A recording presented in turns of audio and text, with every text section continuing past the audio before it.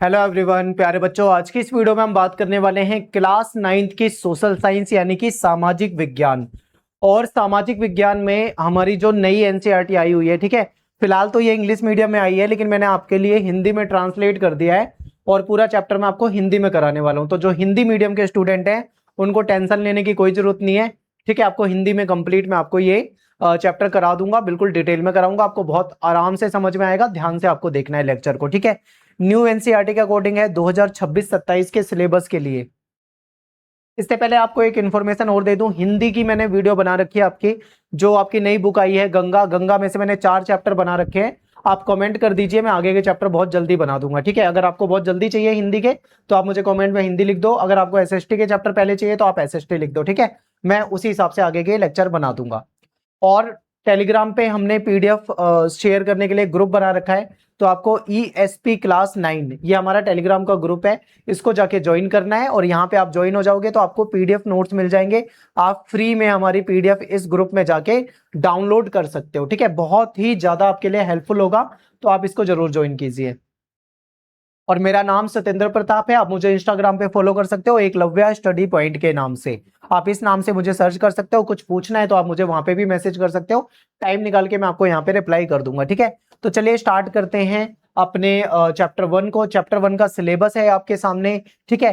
Chapter जो है ये है हमारा सामाजिक विज्ञान को समझना। इसमें हम देखेंगे सामाजिक विज्ञान का अर्थ क्या होता है, ठीक है। मीनिंग, स्कोप एंड इसके इंपॉर्टेंस, यानी इसका क्षेत्र और इसके महत्व को देखेंगे। फिर भारतीय दृष्टिकोण से सामाजिक विज्ञान जो है इसको समझने की कोशिश करेंगे। और ये सारी की सारी चीजें जो है हमको इस चैप्टर में पढ़नी है, ठीक है। तो ये सिलेबस है, आप एक बार इसको ध्यान से देख लो। इसके बाद हम चलते हैं आगे, एक एक करके सारी चीजों को समझते हैं। देखिए, चैप्टर को मैंने 4 से 5 पार्ट में डिवाइड कर दिया है, छोटे छोटे टुकड़ों में डिवाइड कर दिया है, ताकि आपको अच्छे तरीके से सारी चीजें समझ में आ जाए, ठीक है। तो सबसे पहले बात करेंगे सामाजिक विज्ञान क्या है, जिसको आप सोशल साइंस कहते हो। ये सोशल साइंस है क्या? ये जो सब्जेक्ट है हम पढ़ रहे हैं, तो आखिर हम इसको पढ़ क्यों रहे हैं, इस सब्जेक्ट में हमको क्या समझना होता है, ठीक है। ये सारी चीजों को हम इस चैप्टर में डिटेल में जानने वाले हैं। तो देखिए, सामाजिक विज्ञान क्या है, तो इसमें हम समाज को समझते हैं, यानी समाज को समझना, फिर स्वयं को समझना और एक बेहतर दुनिया का निर्माण करना, यही है हमारा सामाजिक विज्ञान, ठीक है। सामाजिक विज्ञान में क्या देखते हैं हम, इसमें हम समाज को समझते हैं, इसमें हम स्वयं को समझते हैं और एक बेहतर दुनिया का निर्माण करते हैं। तो सोशल साइंस जो है इसमें कई सारे सब्जेक्टों का मिश्रण होता है, या फिर कई सारे सब्जेक्ट इसके अंतर्गत आ जाते हैं, आप ये मान लीजिए, ठीक है। सोशल साइंस में सोशियोलॉजी भी हो जाता है, यानी समाजशास्त्र भी हो जाता है, हिस्ट्री यानी कि इतिहास भी इसमें आ जाएगा, ठीक है। इकोनॉमिक्स यानी कि अर्थशास्त्र, पॉलिटिक्स यानी पॉलिटिकल साइंस, और ह्यूमन ज्योग्राफी, ठीक है, यानी कि हमारा भूगोल। तो ये सारी चीजें आ जाती हैं हमारे सोशल साइंस के अंदर, ठीक है। तो चलिए अब आगे समझते हैं, थोड़ा सा और डिटेल में समझते हैं। सबसे पहले बात करेंगे कि सामाजिक विज्ञान जो है इसका अर्थ क्या होता है, इसका क्षेत्र देखेंगे और इसके महत्व को समझेंगे, ठीक है, यानी कि meaning of social science. And फिर उसके बाद बात करेंगे उसके स्कोप की, उसके इंपॉर्टेंस की। तो चलिए समझते हैं। देखिए, सामाजिक विज्ञान जो है हमें व्यक्तियों, समाज और हमारे आसपास की दुनिया को समझने में सहायता करता है।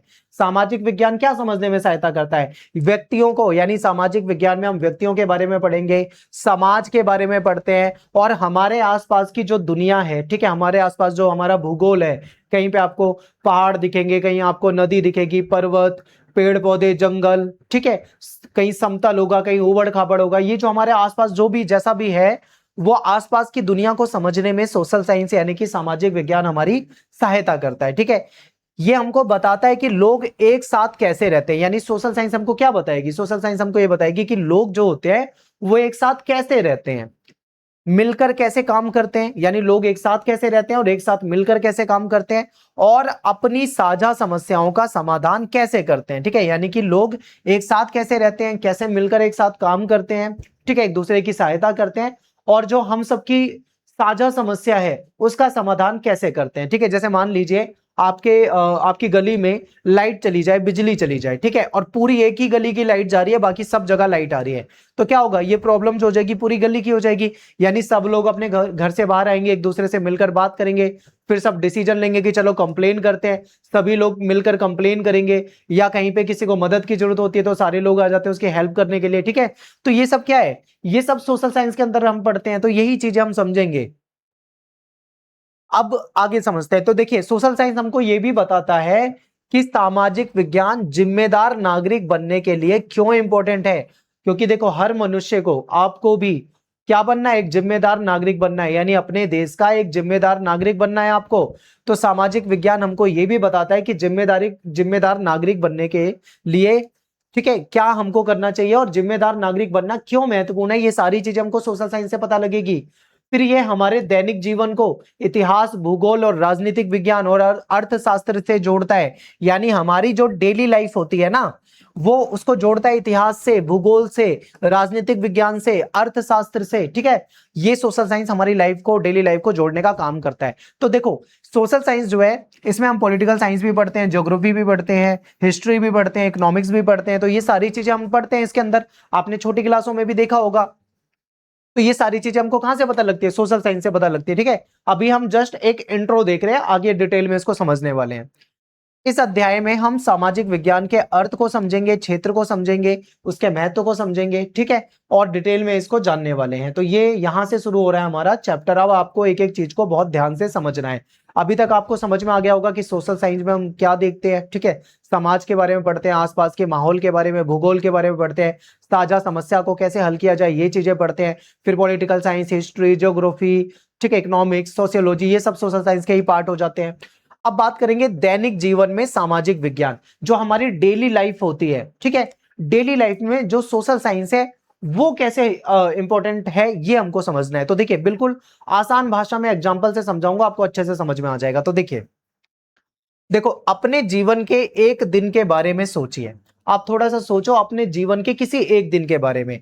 आप ऐसे घर में जागते हैं, यानी आप रात में सोए हैं, फिर सुबह आप जाग रहे हैं, यानी आप ऐसे घर में जागते हैं जो अलग अलग स्थानों से लाई गई सामग्री से बनाया गया है। बिल्कुल हम जिस घर में रहते हैं, जिस घर में हम सोते हैं, जब हम जगते हैं उसी घर में रह रहे हैं, ठीक है।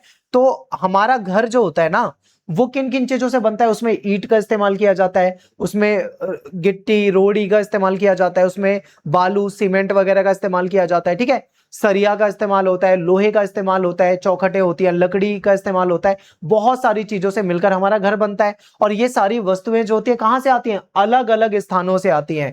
यानी ये सारी वस्तुएं अलग अलग स्थानों से आती है। कभी आपने सोचा है कि आपका घर जिस ईंट से बना है वो ईंट कहां से आई होगी, कहीं बाहर से आई होगी, ठीक है, किसी दूसरे स्टेट से आई हो, ऐसा भी हो सकता है। आप जो बालू यूज करते हो अपने घर में बनवाने के लिए, वो बालू कहां से आता है, ठीक है। ये सारी चीजें बाहर से अलग अलग जगह से आती हैं। फिर आप देखो दूसरा एग्जांपल, ये तो आपको समझ में आ गया। आपकी थाली में रखा भोजन कई लोगों के प्रयासों से उगाया जाता है, ठीक है, और एक स्थान से दूसरे स्थान तक पहुंचाया जाता है, इसको खरीदा जाता है और इसको बेचा भी जाता है। तो हमारी जो थाली है, मान लीजिए आप खाना खा रहे हैं, आपकी थाली में चावल है, सब्जी है, ठीक है, इसमें सलाद है, इसमें दही दूध वगैरह है। तो ये सारी चीजें कहां से आती है, ये अलग अलग क्षेत्रों में उगाया जाता है। हो सकता है उत्तर प्रदेश में गेहूं उगाया जा रहा हो सकता है पंजाब से चावल आ रहा हो सकता है बंगाल से कोई दाल आ रही हो, ठीक है। अलग अलग स्टेट से, अलग अलग जगह से ये चीजें आती हैं। ये बार बार खरीदी जाती हैं, बेची जाती हैं, यानी किसान किसी को बेचेगा मंडी में, फिर मंडी से कोई दूसरा व्यक्ति खरीदेगा, फिर वो दूसरे स्टेट में बेचेगा, फिर वहां से दुकान वाले के पास आएगा, फिर दुकान से हम खरीद के लाएंगे। यानी कि इसको अलग अलग जगह पे इसको उगाया जाता है, ठीक है, जो हमारी थाली में होता है, और एक स्थान से दूसरे स्थान तक इसको पहुंचाया जाता है, इसको खरीदा जाता है, इसको बेचा जाता है, ठीक है। तो ये सारी चीजें क्या है, ये हमारे डेली लाइफ में यूज होने वाली चीजें हैं, और ये अलग अलग जगह से आ रही हैं। तो आप कनेक्ट करना क्या क्या कहा जा रहा है यहाँ पे, आगे समझिए। फिर आप उन सड़कों पे यात्रा करते हैं, हम घर से निकलते हैं, हम कहाँ जाते हैं, हम सड़कों पे जाते हैं। तो आप उन सड़कों पे यात्रा करते हैं जिनकी योजना सरकार बनाती है, ठीक है, और जिनका रख रखाव भी क्या करती है, सरकार करती है। यानी हम जिन सड़कों पे चलते हैं, जिन सड़कों से हम स्कूल जाते हैं या फिर कहीं जाते हैं, उन सड़कों का प्लानिंग जो होती है कौन करती है, हमारी सरकार करती है। उस सड़क की मेंटेनेंस कौन करती है, हमारी सरकार करती है, ठीक है। हमारी सरकारें ही ये काम करती हैं सारे। और आप ऐसे विद्यालय में पढ़ते हैं जिसकी शिक्षा व्यवस्था और नीतियां संबंधित सरकारी विभाग के द्वारा निर्धारित की जाती है, ठीक है। मान लीजिए आप जिस स्कूल में पढ़ते हो, उस स्कूल में जो शिक्षा व्यवस्था है, जो पॉलिसी है, जो स्कूल की नीति है, वो उससे संबंधित विभाग जो होता है उसकी देखरेख में होता है, ठीक है। तो ये सब क्या है, ये हमारी डेली लाइफ की चीजें हैं, डेली लाइफ की चीजों से ये जुड़ा हुआ है, आपको जोड़ के बताया जा रहा है सारी चीजों को। आप जिस बिजली का उपयोग करते हो उसका उत्पादन जो होता है दूर दराज होता है, यानी बहुत दूर आपके घर से कहीं बिजली का उत्पादन हो रहा होता है। फिर वहां से बिजली बनती है, बड़े बड़े विद्युत नेटवर्क यानी जो इलेक्ट्रिक कनेक्शन होते हैं, ठीक है, उसके जरिए, ठीक है, उसके माध्यम से हमारे पास वो बिजली आ पाती है। तो बिजली का निर्माण अलग जगह पे हो रहा है, फिर हमारे घरों तक बिजली पहुंच रही है। ठीक है, तो ये सब क्या है, हमने यहाँ पे ये समझा है कि अलग अलग जगह पे अलग अलग चीजों का निर्माण होता है, फिर वहां से वो अलग अलग स्थानों पे जाती है, और उनको एक जगह से दूसरी जगह पे ले जाने में कौन होंगे, हमारे ही लोग होंगे, हमारे ही समाज के लोग होंगे। फिर कोई बेच रहा होगा, कोई खरीद रहा होगा। ठीक है, इस तरीके से कहीं ना कहीं पूरा समाज जो है एक दूसरे से जुड़ा हुआ है, यही सामाजिक विज्ञान में होता है। इसी का हम क्या करते हैं, अध्ययन करते हैं, यानी इसमें हम समाज के बारे में अध्ययन करते हैं। ठीक है, तो देखिए समाज के बारे में सामाजिक विज्ञान कौन से क्वेश्चन पूछता है, यानी समाज के बारे में जब हम सामाजिक विज्ञान में पढ़ते हैं तो कौन कौन से क्वेश्चन पूछता है ये हमारा सोशल साइंस। तो देखिए, कुछ लोग भीड़ भाड़ वाले शहरों में क्यों रहते हैं, क्वेश्चन है कि कुछ लोग भीड़ भाड़ वाले शहरों में क्यों रहते हैं, जबकि कुछ लोग तो बिखरे हुए गांवों में रहते हैं, क्यों ऐसा है। अलग अलग समुदाय जो है अलग अलग भाषाएं क्यों बोलते हैं, देखो कोई हिंदी बोलता है, कोई पंजाबी बोलता है, कोई बंगाली बोलता है, ठीक है, कोई गुजराती बोलता है, कोई तमिल बोलता है। तो अलग अलग समुदाय अलग अलग भाषा क्यों बोलते हैं, और अलग अलग परंपराओं का पालन क्यों करते हैं लोग, अलग अलग जो ट्रेडिशन होती है, अलग अलग जो परंपराएं होती है, उसका पालन क्यों किया जाता है। कुछ क्षेत्रों में अन्य क्षेत्रों की तुलना में बाढ़ आने की संभावना अधिक क्यों होती है, यानी कुछ क्षेत्र ऐसे होते हैं जहां पे अन्य क्षेत्रों की तुलना में बाढ़ आने की संभावना ज्यादा रहती है। ये सारे के सारे जो क्वेश्चन आपके सामने स्क्रीन पर हैं, ये सारे क्वेश्चन पूछे जाते हैं सोशल साइंस के द्वारा, यानी सामाजिक विज्ञान। ठीक है, समाज के बारे में कौन से क्वेश्चन पूछता है, यही तो क्वेश्चन पूछता है कि लोग भीड़ भाड़ में क्यों रहते हैं। कुछ लोग तो बहुत बिखरी हुई जगह में रहते हैं, कुछ लोग अलग अलग भाषा बोलते हैं, क्यों बोलते हैं भाई, कुछ लोग अलग अलग ट्रेडिशन यानी परंपराओं का पालन करते हैं। तो ये सारी चीजें जो हैं हमारे सामाजिक विज्ञान में ये क्वेश्चन पूछे जाते हैं। कुछ क्षेत्रों में खेती जो होती है सफल क्यों होती है, जबकि कुछ क्षेत्रों में खेती उतनी ज्यादा सफल नहीं होती है। ठीक है, अन्य क्षेत्रों में उतनी सफल नहीं होती, कुछ जगह पे बहुत अच्छी खेती होती है। जलवायु परिवर्तन जो है हमारे दैनिक जीवन को कैसे प्रभावित करता है, ये जो जलवायु में परिवर्तन होता जा रहा है, आप देख रहे हो कि अब सर्दी उतनी नहीं होती पहले के जितनी, सर्दी के दिन भी कम हो गए, गर्मी बहुत ज्यादा बढ़ती जा रही है, बारिश के दिनों में बारिश नहीं आ रही है, कभी बहुत बारिश आ जाती है, कहीं पे बिल्कुल बारिश नहीं आती, कहीं सूखा पड़ जाता है, कहीं बाढ़ आ जाती है। ठीक है, आखिर ये क्यों हो रहा है और ये हमें क्यों प्रभावित करता है। समाज जो है वो संयोग से नहीं चलता, बल्कि ये इतिहास से, भूगोल से, संसाधन और मनुष्य के द्वारा जो लिए गए डिसीजन है उससे आकार लेता है। तो ये जितने भी क्वेश्चन है, ये सब क्वेश्चन हमको कहां पे पूछे जाते हैं, हमसे सामाजिक विज्ञान में यानी सोशल विज्ञान में सोशल साइंस में पूछे जाते हैं। तो यही सारे के सारे क्वेश्चन का आंसर कौन देता है हमको, हमारा सामाजिक विज्ञान। हम सामाजिक विज्ञान क्यों पढ़ते हैं, ताकि हमें इन सब क्वेश्चन का आंसर पता लग जाए। सामाजिक विज्ञान में जब हम भूगोल पढ़ते हैं, भूगोल में जब हम चैप्टर पढ़ते हैं, भूगोल में जब हम ये चैप्टर पढ़ते हैं कि यहाँ की भूमि उपजाऊ है, यहाँ पे गेहूं उगाया जा सकता है, यहाँ की भूमि कम उपजाऊ है, यहाँ पे मोटा अनाज उगाया जा सकता है, यहाँ पे पानी खूब है तो यहाँ पे चावल उगाया जा सकता है। ठीक है, तो ये सारी चीजें हमको कहां से पता लगती है, हमारे भूगोल से पता लगती है, भूगोल भी हमारे सामाजिक विज्ञान के अंदर आ जाता है। ठीक है, तो ये सारी जानकारी हमको सोशल साइंस से मिल जाती है। नेक्स्ट पॉइंट है, हम सामाजिक विज्ञान क्यों पढ़ते हैं। अब आपको समझ में आ गया होगा कितने सारे क्वेश्चन होते हैं, उन क्वेश्चन का जवाब हमको सामाजिक विज्ञान से मिलता है। तो देखिए, मनुष्य जो है वो अकेले नहीं रह सकता और अनेक तरीकों से एक दूसरे पे डिपेंडेंट होता है। ठीक है, आपने देखा होगा, आपने सुना होगा कि मनुष्य क्या है, एक सामाजिक प्राणी है। मनुष्य एक सामाजिक प्राणी है, इसका मतलब क्या है कि मनुष्य जो होता है वो अकेले नहीं रहता, मनुष्य हमेशा समाज में रहता है। ठीक है, ऐसा अगर आपको किसी जंगल में, घने जंगल में ले जाके छोड़ दिया जाए तो आप वहां पे सरवाइव नहीं कर पाओगे। ठीक है, आप कहां पे रहते हो, समाज में रहते हो, लोगों के बीच में रहते हो, परिवार के साथ रहते हो। ऐसे हम भी परिवार के साथ रहते हैं, समाज के बीच में रहते हैं। तो हम कहीं ना कहीं अकेले नहीं रहते, समाज में रहते हैं, और हम कहीं ना किसी तरीके से किसी दूसरे पे निर्भर रहते हैं। अब दूसरे पे हम निर्भर कैसे हैं, समझिए।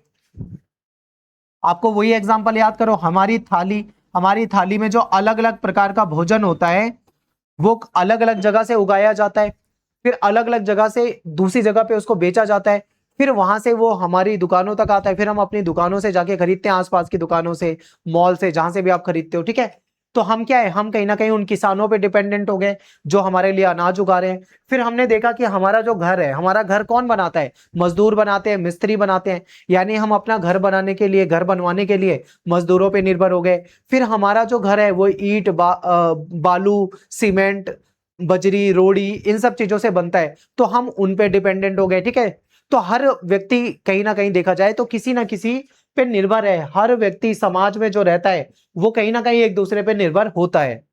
हम डेली सड़क का इस्तेमाल करते हैं। ठीक है, यानी हम प्रतिदिन सड़क का, विद्यालय का, अस्पताल का, बाजार का, परिवहन जैसी जो सार्वजनिक सुविधा है इसका उपयोग करते हैं, और इसके लिए भी हम किसी ना किसी पे डिपेंडेंट रहते हैं। सड़क बनवाने की जिम्मेदारी किसकी है? सरकार की है, तो हम सरकार पे डिपेंडेंट है कि सड़क बनवा दो। ठीक है, विद्यालय में शिक्षा दिलाने की जो जिम्मेदारी है वो हमारे टीचर्स की है, हमारी सरकार की है, सरकारी विभागों की है, तो हम उन पे निर्भर है। तो कहीं ना कहीं हम निर्भर होते हैं, और ये सारी चीजों का अध्ययन हम किस पे करते हैं? सामाजिक विज्ञान में करते हैं, इन सब चीजों को जानने के लिए। समाज इसलिए सुचारू रूप से चलता है, यानी समाज इसलिए सही तरीके से चल पाता है क्योंकि लोग जो है नियमों का पालन करते हैं, अपनी जिम्मेदारी निभाते हैं और एक दूसरे के साथ सहयोग करते हैं। सोचो, अगर समाज में लोग नियमों का पालन करना बंद कर दें, एक दूसरे की मदद करना बंद कर दें, तो समाज में क्या होगा? अव्यवस्था फैल जाएगी। ठीक है, समाज अच्छे तरीके से चल पा रहा है तो वो इसीलिए चल पा रहा है क्योंकि सभी लोग क्या करते हैं? नियमों का पालन करते हैं, रूल्स जो बनाए हुए हैं उस रूल्स का पालन करते हैं, अपनी जिम्मेदारी लोग निभाते हैं, एक दूसरे का सहयोग करते हैं, एक दूसरे की मदद करते हैं। सामाजिक विज्ञान हमें इन संबंधों और समाज के कार्य करने और तरीके को समझने में सहायता करता है। ठीक है, यानी जो सोशल साइंस है, जो सामाजिक विज्ञान है, सामाजिक विज्ञान क्या सहायता करता है? हम इन संबंधों को समझ पाए, हम समाज के कार्य करने के तरीके को समझ पाए, इसलिए सोशल साइंस हमारी मदद करता है। ठीक है, ये पहला चैप्टर है, इंट्रो चैप्टर है, तो इसमें आपको बहुत डिटेल में ज्यादा चीजें नहीं है, यही सारी चीजें आपको पढ़नी है। ठीक है, इसके बाद है कि ये हमें किसी भी निर्णय को लेने से पहले सोच समझकर विचार करना भी सिखाता है। यानी जब भी हम कोई डिसीजन ले तो डिसीजन लेने से पहले हम क्या करें? सोच समझकर डिसीजन ले। ठीक है, सोच समझकर ही डिसीजन लेंगे, तभी क्या होगा? हमारा जो डिसीजन है वो सही हो पाएगा। अब बात करेंगे हमारे अगले टॉपिक की। ठीक है, अगला टॉपिक है हमारा सामाजिक विज्ञान का अर्थ। तो देखिए, सामाजिक विज्ञान यानी जो सोशल साइंस होता है, सोशल साइंस में हम क्या करते हैं? मानव समाज के बारे में पढ़ते हैं। अभी मैंने आपको स्टार्टिंग में बताया था, इसमें हम समाज का अध्ययन करते हैं। इसमें हम मानव समाज और मानव व्यवहार, इन दोनों का व्यवस्थित अध्ययन करते हैं। ठीक है, ये अध्ययन करता है कि लोग जो होते हैं वो परिवार, समुदाय और राष्ट्र में एक दूसरे के साथ कैसे रहते हैं। ठीक है, यानी इसमें हम ये अध्ययन करते हैं कि लोग जो हैं वो समाज में कैसे रहते हैं, परिवार में कैसे रहते हैं, समुदाय में कैसे रहते हैं, और पूरे देश में एक दूसरे के साथ मिलकर कैसे रहते हैं, और उनके जो परस्पर संबंध है उसके बारे में भी हम यहाँ पे अध्ययन करते हैं। फिर इसमें हम रीति रिवाजों का, परंपराओं का, जो मान्यताएं हैं समाज की, जो हमारा कल्चर यानी हमारी जो संस्कृति है, ठीक है, और सामाजिक संस्थाओं, इन सभी चीजों का अध्ययन करते हैं। यानी सोशल साइंस में हम रीति रिवाज, जो समाज के रीति रिवाज है, हमारे जो त्योहार हैं, ठीक है, हमारी जो परंपराएं हैं, ट्रेडिशन है, जो हमारी मान्यताएं हैं, अपने कल्चर के बारे में, हमारी जो सामाजिक संस्थाएं होती है, सोशल इंस्टीट्यूशन होते हैं, उसका अध्ययन हम क्या करते हैं? सोशल साइंस में करते हैं। ठीक है, ये व्यक्तिगत विचारों की बजाय तथ्यों और प्रमाणों और अवलोकन के आधार पे इसका अध्ययन होता है। यानी यहाँ पे किसी के व्यक्तिगत विचार का अध्ययन नहीं होता, बल्कि फैक्ट के आधार पे, यानी जो सबूत होते हैं, साक्ष्य होते हैं, ठीक है, सबूत के आधार पे, तथ्यों के आधार पे, प्रमाणों के आधार पे, अवलोकन के आधार पे अध्ययन किया जाता है। यानी वैज्ञानिक तरीके से अध्ययन होता है, ऐसे नहीं कि किसी ने बोल दिया ऐसा होता है तो हम मान लेंगे, हम उसका वैज्ञानिक तरीके से अध्ययन करेंगे, क्या सच में ऐसा होता है। ठीक है, इसलिए इसका उद्देश्य समाज को समझना और लोगों के जीवन को बेहतर बनाना है। यानी सामाजिक विज्ञान जो है, इसका उद्देश्य क्या है? सामाजिक विज्ञान जो हम पढ़ते हैं, इसका उद्देश्य यह होता है ताकि हम समाज को समझ पाएं और लोगों के जीवन को अच्छा बना पाएं, ठीक है, और अपने जीवन को भी बेहतर बना पाएं, ये इसका उद्देश्य होता है। सामाजिक विज्ञान की परिभाषा, तो सामाजिक विज्ञान जो है मानव समाज का व्यवस्थित अध्ययन है। आप बिल्कुल सिंपल परिभाषा लिखोगे, बिल्कुल इजी है, एकदम आसान है। आप इस परिभाषा को याद कर लेना कि सामाजिक विज्ञान जो है उसमें हम मानव समाज का व्यवस्थित अध्ययन करते हैं। ठीक है, यानी सामाजिक विज्ञान क्या है? ये मानव समाज का व्यवस्थित अध्ययन करता है, ये इसकी परिभाषा है। अब बात करेंगे भारत में सामाजिक विज्ञान अध्ययन की अपनी परंपरा। अब हमारा जो देश है भारत, बहुत महान देश है, तो हमारे देश में सामाजिक विज्ञान के अध्ययन करने की अपनी खुद की परंपरा रही है। ठीक है, तो उस सारी चीजों को यहाँ पे हम डिस्कस करेंगे, कवर करेंगे। तो आधुनिक सामाजिक विज्ञान के विकसित होने से पहले भी भारत भारत में समाज को समझने की एक समृद्ध परंपरा थी, ठीक है। यानी आधुनिक समय में जो सामाजिक विज्ञान है, यानी आज के समय में जो सोशल साइंस है जिसको हम पढ़ते हैं, ये नहीं आया था जब, उससे पहले भी अगर हम देखें भारत में, तो हमारे यहाँ पे समाज को समझने की एक समृद्ध परंपरा थी। यानी जब सामाजिक विज्ञान का अध्ययन नहीं होता था, उससे पहले से भारत में समाज का अध्ययन किया जाता था। हमारे जो प्राचीन भारतीय विचारक हैं, जो हमारे विचारक रहे हैं, ठीक है, उन्होंने समाज और संसार का अध्ययन अवलोकन के आधार पे किया। अवलोकन का मतलब होता है किसी चीज को ध्यान पूर्वक देखना, ध्यान से देखना, ठीक है। यानी अवलोकन के आधार पे, चिंतन के आधार पे, चिंतन चिंतन का मतलब है गहराई से विचार करना, बहुत गहराई से सोचना, और संवाद, संवाद का मतलब है दूसरों के साथ विचार विमर्श करना, इसके माध्यम से किया। यानी कि समाज और संसार का अध्ययन जो है, ठीक है, हमारे यहाँ पे पहले से होता था। हमारे जो प्राचीन भारतीय विचारक है वो समाज का अध्ययन पहले से करते थे, संसार का अध्ययन करते थे। अध्ययन कैसे करते थे? अवलोकन के आधार पे, यानी ध्यानपूर्वक देखकर, चिंतन के आधार पे, संवाद यानी बातचीत के आधार पे करते थे। ये क्या दर्शाता है? ये दर्शाता है कि समाज को समझने का प्रयास कोई नई बात नहीं है हमारे लिए। हमारे यहाँ तो प्राचीन समय से ही समाज के बारे में अध्ययन किया जाता था। हमारे भारत में तो पहले से ही लोग समाज के बारे में अवलोकन करते थे, ठीक है। और भारत में यह परंपरा हजारों साल से चली आ रही है।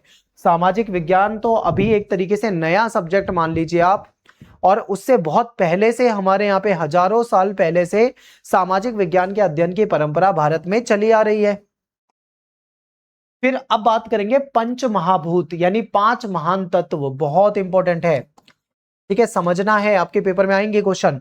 तो प्राचीन जो भारतीय विचारक हैं, हमारे हमारे यानी कि जो प्राचीन भारतीय जो विद्वान थे, ठीक है, जो विचारक थे, उन्होंने प्राकृतिक संसार को समझाने के लिए पंच महाभूत का जो कंसेप्ट है वो प्रस्तुत करा था। यानी इन्होंने जो प्राकृतिक संसार है उसको समझाने के लिए पंच महाभूत का कंसेप्ट दिया। अब ये पंच महाभूत क्या है, इसका मतलब क्या है, इसे समझते हैं। तो पंच महाभूत का मतलब है पांच महान तत्व, यानी 5 एलिमेंट, ठीक है। वो पांच महान तत्व कौन से हैं?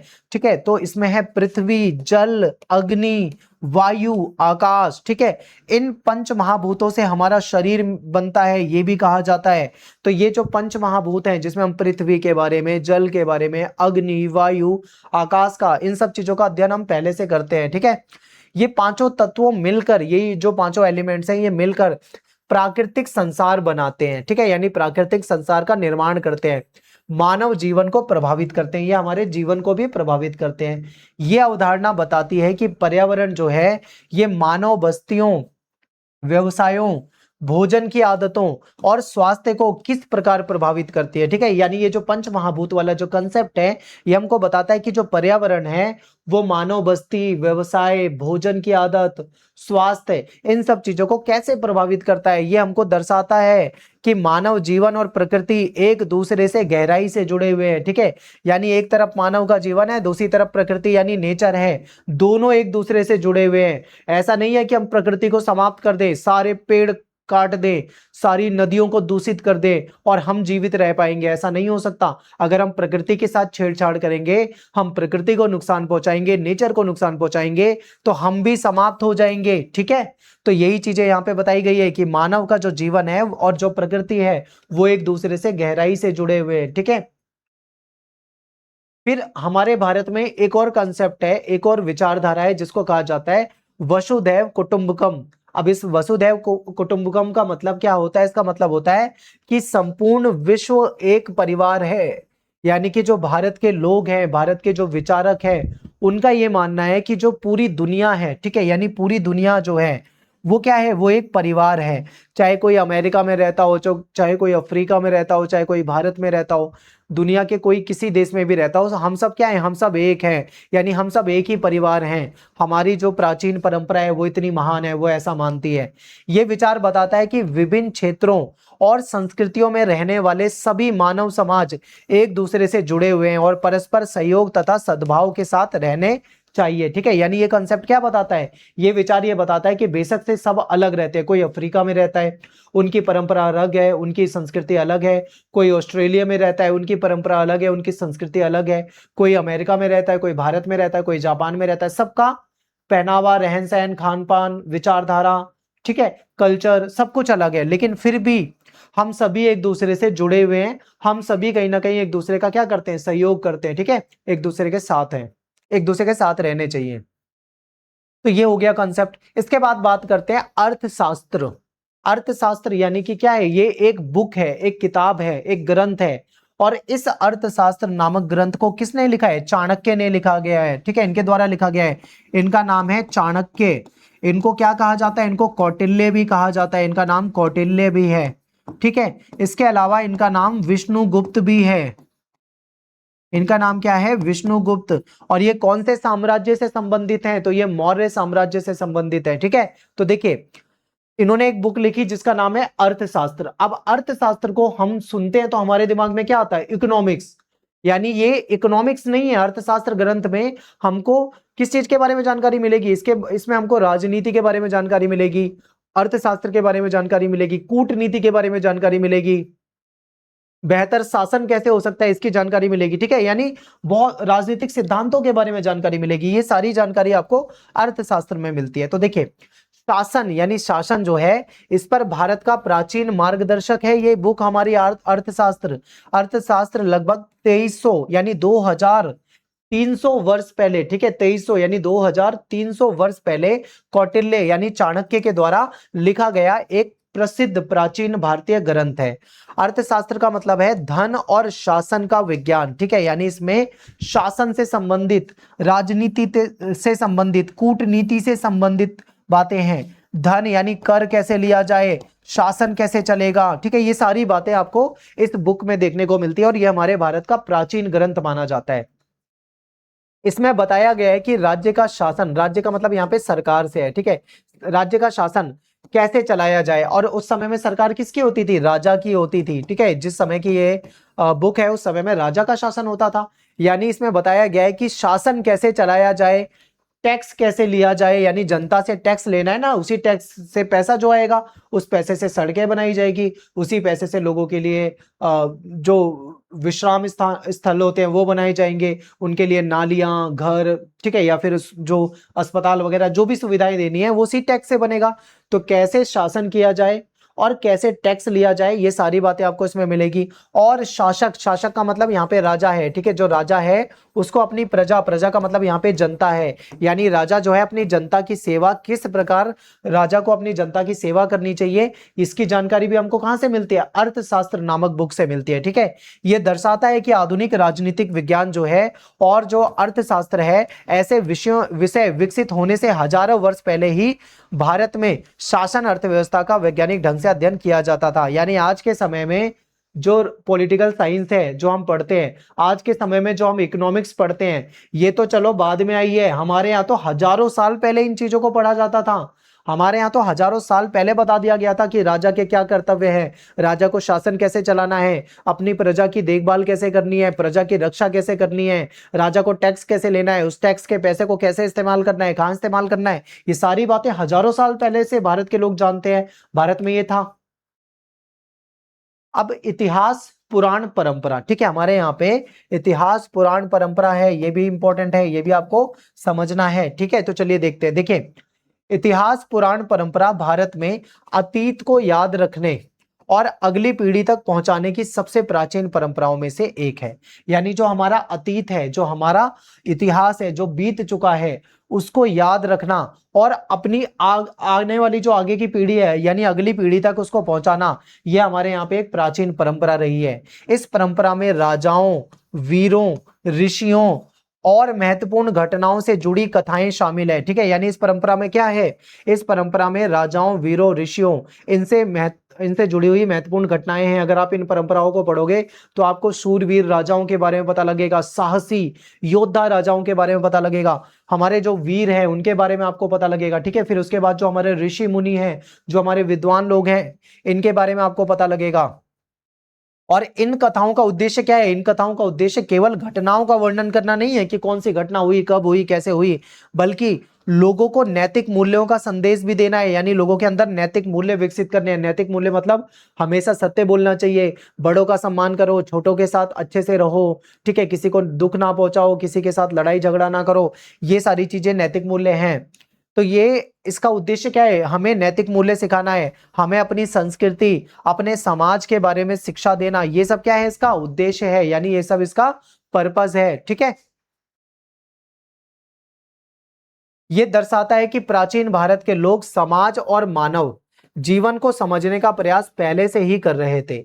ये क्या दर्शाता है, ये दर्शाता है कि जो प्राचीन भारत के लोग हैं, ठीक है, प्राचीन भारत के लोग वो समाज और मानव जीवन को समझने का जो प्रयास है वो बहुत पहले से कर रही है। पॉलिटिकल साइंस, ये हिस्ट्री और ये जो आपका अर्थशास्त्र है, ये तो बाद में आया है, हमारे यहाँ तो पहले से ही ये सब अध्ययन होता था। ठीक है, समझ में आ रहा है तो आप मुझे कमेंट में जरूर लिखना, और सभी बच्चे कमेंट में अपना नाम लिखेंगे, अपनी अटेंडेंस जरूर लगानी है आपको। ठीक है, इसलिए समाज का अध्ययन कोई नई अवधारणा नहीं है, हमारे लिए तो कोई नई अवधारणा नहीं है, हम तो प्राचीन समय से हजारों साल से समाज का अध्ययन करते आ रहे हैं, बल्कि भारत में इसकी परंपरा तो हजारों साल से चली आ रही है। ठीक है, ये तो था, अभी तक हमने पार्ट 1 पार्ट 2 इस तरीके से 2 हिस्सों में पढ़ा। अब चलते हैं अगले पार्ट में, यहां पे हम क्या देखेंगे, सामाजिक विज्ञान जो है इसकी प्रकृति यानी इसका नेचर और इसका क्षेत्र, इसको समझेंगे। ठीक है, हमने क्या करा है, चैप्टर को टुकड़ों में तोड़ दिया है ताकि आपको आसानी से समझ में आए। अब बात करेंगे सामाजिक विज्ञान जो है, इसमें समाज का अध्ययन होता है। ठीक है, ये तो हम जानते हैं कि सामाजिक विज्ञान में समाज का अध्ययन होता है। तो सामाजिक विज्ञान समाज का अध्ययन कैसे करता है, आखिर करता कैसे है, इसको देखेंगे। तो देखिए, सामाजिक विज्ञान बिना प्रमाण के यानी बिना किसी सबूत के किसी भी बात को एक्सेप्ट नहीं करता, यानी किसी भी बात को स्वीकार करने की बजाय हमसे क्वेश्चन पूछता है। ठीक है, सामाजिक विज्ञान यानी हमारा जो सोशल साइंस है, ये किसी भी बात को एक्सेप्ट नहीं करेगा बिना सबूत के। ठीक है, जब तक कोई सबूत नहीं होगा, बल्कि ये क्या कहेगा, ये क्वेश्चन पूछेगा, प्रश्न पूछेगा। ये वैज्ञानिक अध्ययन है, आप इसको ऐसा मान सकते हो।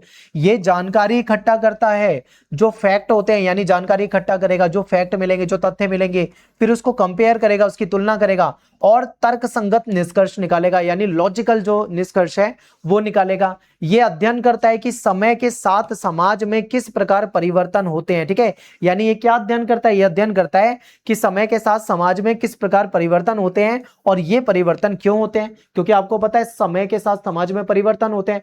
आज से 100 साल पीछे चले जाओ, आप अपने पिताजी से, अपने दादाजी से कभी बात करना कि उनका जो समय था, यानी जब वो बच्चे रहे होंगे, उस समय क्या होता था। उस समय समाज बिल्कुल अलग था, लोगों का पहनावा अलग था, रहन सहन अलग था, खान पान अलग था। ठीक है, लोगों की सोचने का तरीका अलग था। आज जो सुविधाएं आपको अवेलेबल है वो 100 साल पहले, 50 साल पहले नहीं लोगों को अवेलेबल थी। ठीक है, वो अलग तरीके से रहते थे, अलग तरीके से जीते थे। तो ये चीजें हैं। तो यानी समाज क्या होता है, समाज में समय के साथ क्या होता है, परिवर्तन होता है।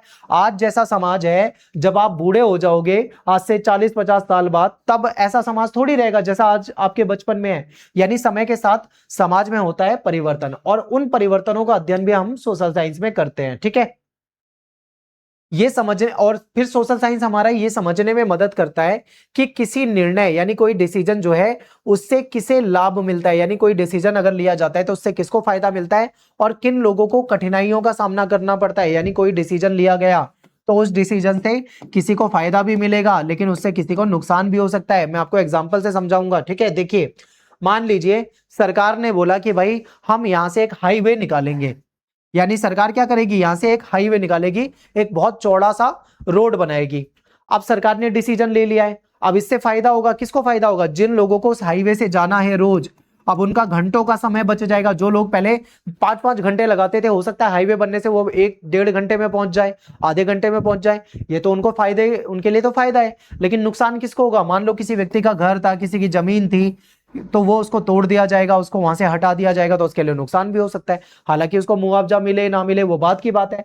तो ऐसा होता है कि कोई डिसीजन जो होता है उससे किसी को फायदा भी मिल सकता है, किसी को नुकसान भी मिल सकता है। और ये सारा अध्ययन हम किस में करते हैं, सामाजिक विज्ञान में यानी सोशल साइंस में करते हैं। फिर ये दृष्टिकोण आलोचनात्मक सोच यानी जो क्रिटिकल थिंकिंग होती है वो भी विकसित करता है। किसी चीज के बारे में हम सही गलत ये भी सोच पाएंगे, और लोगों को जिम्मेदारी पूर्वक निर्णय लेने में भी सक्षम बनाएगा। अगर आप सोशल साइंस को बहुत गहराई से पढ़ते हो तो आप किसी भी चीज पर डायरेक्ट विश्वास नहीं करोगे, आप सोच समझ के विश्वास करोगे। पहली चीज तो ये आपके अंदर ये क्रिटिकल थिंकिंग आपके अंदर विकसित होगी। फिर दूसरा क्या होगा, आप जिम्मेदारी पूर्ण डिसीजन लेने में सक्षम बन पाओगे। ठीक है, लोग और उनके संबंध। तो देखिए, लोग जो है वो डेली अपने परिवार के सदस्यों, अपने दोस्तों यानी अपने मित्रों, अपने पड़ोसियों, अपने सहपाठियों जो आपके साथ पढ़ते हैं और अपने सहकर्मियों जो मतलब उनके साथ काम करते हैं, इनके साथ विभिन्न प्रकार के संबंधों में बंधे होते हैं और बातचीत में भी शामिल होते हैं। आपने देखा होगा, आप परिवार में अपने मम्मी पापा से, अपने भाई बहनों से बातें करते होंगे, ठीक है, आप अपने दोस्तों से बातें करते हो, आप अपने पड़ोसियों से बातें करते होंगे, सहपाठी जो आपके जो क्लासमेट हैं जिनके साथ आप पढ़ते हो उनसे बात करते होंगे, ठीक है। हम सभी क्या है, एक दूसरे से जुड़े होते हैं, हम एक दूसरे से बातचीत करते हैं, ठीक है। हमारे उनसे अच्छे संबंध हो सकते हैं, किसी कोई हमारा अच्छा दोस्त हो सकता है कोई हमारा अच्छा दोस्त ना भी हो, तो हमारे संबंध ऐसे होते हैं, ठीक है। तो देखिए सामाजिक विज्ञान जो है यह अध्ययन करता है कि ये संबंध हमारे व्यवहार, हमारे सोच और हमारे जिम्मेदारियों को किस प्रकार प्रभावित करते हैं। यानी सामाजिक विज्ञान में यह भी पढ़ा जाता है कि ये जो संबंध हैं ये हमारे व्यवहार को, हमारी सोच को, ठीक है, हमारा जो हम सोचते और हमारी जो जिम्मेदारी है उसको कैसे प्रभावित करते हैं। हम इसका अध्ययन भी किस में करते हैं, सोशल साइंस में करते हैं, ठीक है। तो आई होप आपको आसान लग रहा होगा, पहला चैप्टर है, ज्यादा मुश्किल कुछ है नहीं, सीधा सीधा सोशल साइंस के बारे में बताया गया, ठीक है, बहुत इजी लग रहा होगा, ठीक है। आप सभी से रिक्वेस्ट है, आप मुझे जरूर अपना नाम जो है कमेंट में लिखेंगे और आप बताएंगे कि आपको वीडियो कैसे लगी है। इंग्लिश मीडियम में हमारे चैनल पे ऑलरेडी अवेलेबल है, अगर कोई इंग्लिश मीडियम का स्टूडेंट है तो वो इंग्लिश में भी देख सकता है। तो देखिए, फिर सोशल साइंस हमको समझाता है कि विभिन्न समुदायों में रीति रिवाज, परंपराएं और संस्कृतियां कैसे विकसित होती है, ठीक है। यानी अलग अलग जो समुदाय होते हैं उनकी परंपराएं अलग होती है, उनके रीति रिवाज अलग होते हैं, उनके कल्चर अलग होता है। अब जैसे मान लो हमारे में शादी विवाह का जो तरीका होगा वो अलग होगा, हो सकता है आपके यहाँ पे शादी विवाह का तरीका अलग होता हो सकता है हमारे गांव में, हमारे घर में, हमारे परिवार में कोई त्योहार मनाया जाता हो सकता है आपके वहां पे ना मनाया जाता हो या फिर अलग तरीके से मनाया जाता हो, ठीक है, अलग नाम हो उसका। तो ये परिवर्तन रहता है, ये मतलब ये कहीं ना कहीं ये चीजें होती हैं। फिर सामाजिक विज्ञान ये भी अध्ययन करता है कि परिवार किस प्रकार मिलकर डिसीजन लेते हैं और त्योहारों या फिर अन्य जो सामाजिक अवसर होते हैं उसको कैसे मिलकर साथ में मनाते हैं, ठीक है। यानी कि सामाजिक विज्ञान ये भी अध्ययन करेगा कि परिवार कैसे मिलकर डिसीजन लेंगे, कैसे साथ में त्योहार मनाएंगे, ठीक है। संबंधों को समझने से हमें विभिन्न जीवन शैली और संस्कृति और परंपराओं का सम्मान करना और उसको सीखने में भी सहायता मिलती है।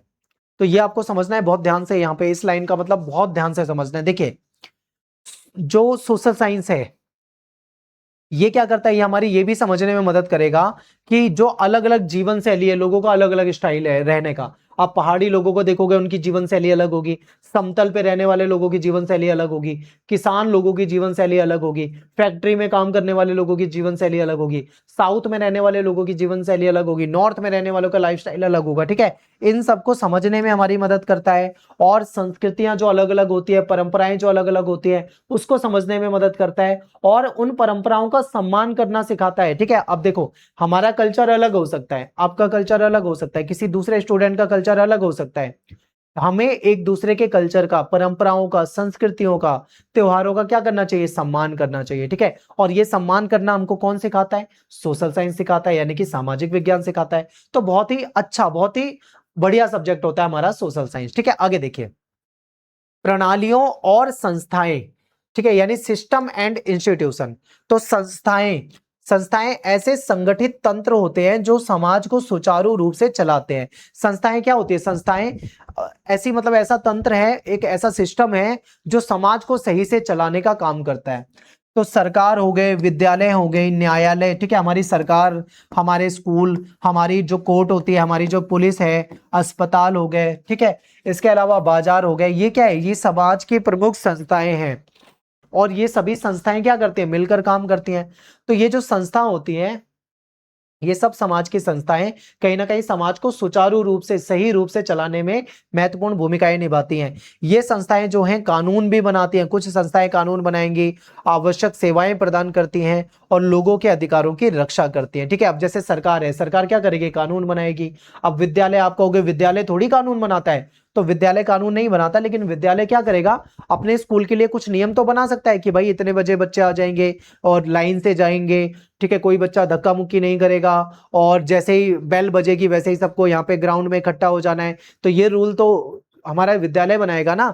ऐसे ही न्यायालय, पुलिस वगैरह ये सब क्या करते हैं, ये संस्थाएं हैं, ये हमारी मदद करते हैं, समाज को सुचारू रूप से चलाने में सहायता करते हैं और लोगों के अधिकारों की रक्षा करते हैं। सामाजिक, फिर इसके अलावा सामाजिक विज्ञान ये भी अध्ययन करता है कि ये जो संस्थाएं हैं ये हमारे दैनिक जीवन को किस प्रकार से प्रभावित करती है, हमारी डेली लाइफ को ये कैसे प्रभावित करती है। तो ये आप जानते हो। अब ये जो संस्थाएं कैसे प्रभावित करेगी, जैसे मान लो विद्यालय का एग्जाम्पल ले लो। विद्यालय आप सभी जानते हो, आप सब विद्यालय में जाते भी हो, पढ़ाई करते हो। तो विद्यालय में आप जाते हो, क्या मिलेगा आपको, शिक्षा मिलेगी, ठीक है। न्यायालय में अगर कोई व्यक्ति जाता है तो उसको वहां से न्याय की उम्मीद होगी कि न्याय मिलेगा, पुलिस उसकी मदद करेगी अगर किसी के साथ कुछ गलत होता है। अस्पताल में कोई बीमार है तो अस्पताल उसका इलाज करेगा, ठीक है। तो ये सब क्या है, संस्थाएं। ये संस्थाएं हमारे डेली लाइफ को प्रभावित करती है, कहीं ना कहीं हमको मदद करती हैं। फिर मजबूत संस्थाएं एक संगठित, सुरक्षित और शांतिपूर्ण समाज के निर्माण में महत्वपूर्ण भूमिका निभाती है। जो मजबूत संस्थाएं होती हैं क्या करती हैं, एक संगठित, सुरक्षित और शांतिपूर्वक जो समाज है उसके निर्माण में महत्वपूर्ण भूमिका निभाती है। तो महत्वपूर्ण संस्था किसी समाज को अच्छे से चलाने के लिए भी बहुत जरूरी होती है। अगला पॉइंट है हमारा कि जो सामाजिक समस्या है, ठीक है, समाज की जो प्रॉब्लम्स है उसको समझना। समाज में भी बहुत तरह की समस्याएं होती है, उसको समझने में भी सोशल साइंस जो है हमारी मदद करता है, ठीक है। तो देखिए, सामाजिक विज्ञान केवल समस्याओं का वर्णन नहीं करता, बहुत ध्यान से समझिए। सामाजिक विज्ञान में केवल ये नहीं बताया जाएगा कि प्रॉब्लम क्या है, बल्कि ये समझने का भी प्रयास करेगा कि ये जो प्रॉब्लम है, जो समस्या है, ये क्यों उत्पन्न हो रही है, आखिर ये समस्या है क्यों, इस समस्या के होने के पीछे कारण क्या है, ठीक है। और फिर ये गरीबी, बेरोजगारी और अवसरों की असमानता जैसी समस्याओं के कारणों, उनके प्रभाव क्या पड़ेंगे, इसका भी अध्ययन करता है, ठीक है। देखो, समाज में बहुत तरह की समस्या है। अब वैसे तो समाज में बहुत तरह की समस्या है, अगर मैं आपको समस्या बताने लग जाऊं तो 1 घंटा तो समस्या बताने में ही लग जाएगा, लेकिन हमें सारी समस्या नहीं देखना, हमको 1-2 एग्जाम्पल में समझना है। जैसे मान लो समाज में एक समस्या है गरीबी, ठीक है, एक समस्या है बेरोजगारी। हम बस इन 2 समस्याओं को भी ध्यान में रखेंगे तो इतने में आपको समझ में आ जाएगा। यानी समाज में एक समस्या है गरीबी, समाज में एक समस्या है बेरोजगारी, ठीक है। अब ये जो समस्या है, तो सामाजिक विज्ञान में हम समस्या का अध्ययन करेंगे, ठीक है। यानी हम ये भी अध्ययन करेंगे कि ये समस्या क्या है, फिर हम ये भी अध्ययन करेंगे कि ये समस्या क्यों है, यानी आखिर ये समस्या है तो ये क्यों है, इसके पीछे कारण क्या है, ठीक है। फिर हम ये भी देखेंगे कि आखिर गरीबी जो है इसका प्रभाव क्या होता है, लोगों पे क्या प्रभाव पड़ेगा इसका, ठीक है। यानी हम समस्या का अध्ययन करेंगे, समस्या के कारण का अध्ययन करेंगे, और उस समस्या से लोगों पे क्या प्रभाव पड़ता है हम उसका अध्ययन करते हैं। अनेक सामाजिक समस्याओं के पीछे भौगोलिक, आर्थिक, ऐतिहासिक और राजनीतिक कारण भी होते हैं, ठीक है। ये जो सामाजिक जो समस्याएं होती हैं, इसके पीछे कुछ भौगोलिक कारक भी होते हैं, कुछ आर्थिक कारक भी होते हैं और कुछ राजनीतिक कारक भी होते हैं। तो उन सारे कारणों को यहाँ पे हम समझते हैं, सोशल साइंस में पढ़ते हैं, ठीक है। तो इन सभी कारणों को समझने से समस्याओं के बेहतर और प्रभावी समाधान खोजने में मदद मिलती है, ठीक है। अब देखो, जैसे मान लीजिए बेरोजगारी क्यों है, ये एक समस्या है। अब हमने मान लो सामाजिक विज्ञान जो है इसमें हम क्या पढ़ेंगे, बेरोजगारी क्या है, फिर इसके पीछे क्या कारण है। अब जब कारण समझ में आ जाएगा तभी तो उसका समाधान होगा, यानी उसका सॉल्यूशन किया जाएगा। जब प्रॉब्लम समझ में आएगी, पहले तो प्रॉब्लम समझ में आनी चाहिए, फिर प्रॉब्लम का कारण समझ में, यानी रीजन समझ में आना चाहिए। जब प्रॉब्लम और उसका रीजन दोनों समझ में आ गया तभी तो उसको क्या करा जाएगा, उसको सॉल्व किया जा सकता है। फिर सामाजिक विज्ञान हमें विभिन्न दृष्टिकोणों से सोचने और समस्याओं का व्यापक रूप से विश्लेषण करने की शिक्षा देता है। यानी सामाजिक विज्ञान हमको अलग अलग नजरियों से सोचने के लिए हमारी बुद्धि को विकसित करेगा, और अलग अलग जो समस्या है उसका विश्लेषण करने के लिए भी हमको क्या देता है, शिक्षा देता है, ठीक है। सामाजिक विज्ञान द्वारा पूछे जाने वाले प्रश्न, सोशल साइंस आखिर क्या क्वेश्चन पूछता है। तो देखिए, कुछ बच्चों के लिए अपनी शिक्षा पूरी करना दूसरों की तुलना में अधिक आसान क्यों होता है। कुछ बच्चे आसानी से अपनी शिक्षा पूरी कर लेते हैं, लेकिन कुछ बच्चे नहीं कर पाते हैं, आखिर ऐसा क्यों है, यह हमसे सामाजिक विज्ञान पूछता है। कुछ परिवारों को विद्यालय, अस्पताल और परिवहन जैसी सुविधाएं दूसरों की अपेक्षा अधिक आसानी से क्यों उपलब्ध हो जाती है, इसके पीछे क्या कारण है, यह हमें सोशल साइंस इसका जवाब देता है, ठीक है। फिर सरकार की जो पॉलिसी होती है, यानी सरकारी जो नीति है, वो समाज के जो अलग अलग वर्ग हैं उसको किस प्रकार प्रभावित करती है, और कुछ क्षेत्रों का विकास अन्य क्षेत्रों की तुलना में अधिक तेजी से क्यों होता है, ठीक है। कुछ क्षेत्र बहुत तेजी से डेवलप हो जाते हैं लेकिन कुछ क्षेत्र डेवलप नहीं हो पाते हैं। फिर ऐसे प्रश्न हमें समाज को अधिक गहराई से समझने में क्या करते हैं, हमारी सहायता करते हैं, ठीक है। ये सारे क्वेश्चन सोशल साइंस में देखे जाते हैं और यही क्वेश्चन कहीं ना कहीं समाज को समझने में भी हमारी मदद करते हैं। अगला पॉइंट है सामाजिक विज्ञान से प्रमुख सीख, यानी जो सोशल साइंस है इसको जब हम पढ़ते हैं, इसका जब हम अध्ययन करते हैं तो इससे हमें क्या सीख मिलती है, ठीक है, क्या हमें सीखने को मिलता है। तो देखिए सामाजिक विज्ञान जो है इसमें लोगों यानी जो व्यक्ति हैं, जो जनता है उसका, और लोगों के जो संबंध है और समाज का वैज्ञानिक तरीके से अध्ययन करता है, ठीक है, यानी लोगों के बारे में अध्ययन करता है, यानी समाज का अध्ययन करता है, लोगों के जो संबंध है उसका अध्ययन करता है, और ये सब वैज्ञानिक तरीके से अध्ययन करता है, कहीं कहाई बातों पे नहीं बल्कि फैक्ट के आधार पे, सबूतों के आधार पे, प्रमाण के आधार पे, विश्लेषण के आधार पे अध्ययन करता है, ठीक है। फिर सोशल साइंस हमको समझाता है कि विभिन्न संस्थाएं हमारे दैनिक जीवन को कैसे प्रभावित करती हैं और कैसे हमारे हमारे दैनिक जीवन को आकार देती हैं। फिर ये सामाजिक समस्याओं के पीछे छिपे जो विभिन्न कारण हैं उसको आपस में जोड़कर समझाता है, ना कि केवल सरल उत्तर देना, ठीक है। यानी कि देखो सामाजिक जो समस्या है, जैसे मान लो बेरोजगारी की समस्या है, उसके पीछे जो कारण है उन कारणों को जोड़ के बताता है, और सिंपल उत्तर नहीं देगा बल्कि पूरा विश्लेषण करेगा, समस्या कब से शुरू हुई, कहां से शुरू हुई, क्यों शुरू हुई, कैसे शुरू हुई, कैसे ठीक किया जाता है, ये सब। सामाजिक विज्ञान में एविडेंस यानी प्रमाण और तर्क संगत यानी लॉजिकल थिंकिंग का बहुत महत्व होता है, ठीक है। सामाजिक विज्ञान जो है इसमें सबूतों का बहुत महत्व होता है, सबूतों के आधार पे लॉजिकल थिंकिंग यानी तर्क के आधार पे, ठीक है, सोचा जाता है, और ये बहुत इंपॉर्टेंट है। ये हमको जागरूक करता है, जिम्मेदार बनाता है और संवेदनशील नागरिक बनने के लिए भी तैयार करता है। जो सामाजिक विज्ञान पढ़ते हैं, सोशल साइंस पढ़ते हैं, समाज के प्रति वो जिम्मेदार नागरिक बनते हैं, समाज के लिए जागरूक होते हैं, ठीक है, और समाज के प्रति संवेदनशील होते हैं। अगला पॉइंट है सामाजिक विज्ञान का क्षेत्र। सामाजिक विज्ञान का क्षेत्र बहुत व्यापक है, यानी सामाजिक विज्ञान सोशल साइंस जो है इसका क्षेत्र जो है बहुत ही व्यापक है, क्योंकि समाज स्वयं अत्यंत जटिल है, ठीक है। समाज क्या है, बहुत ही जटिल है।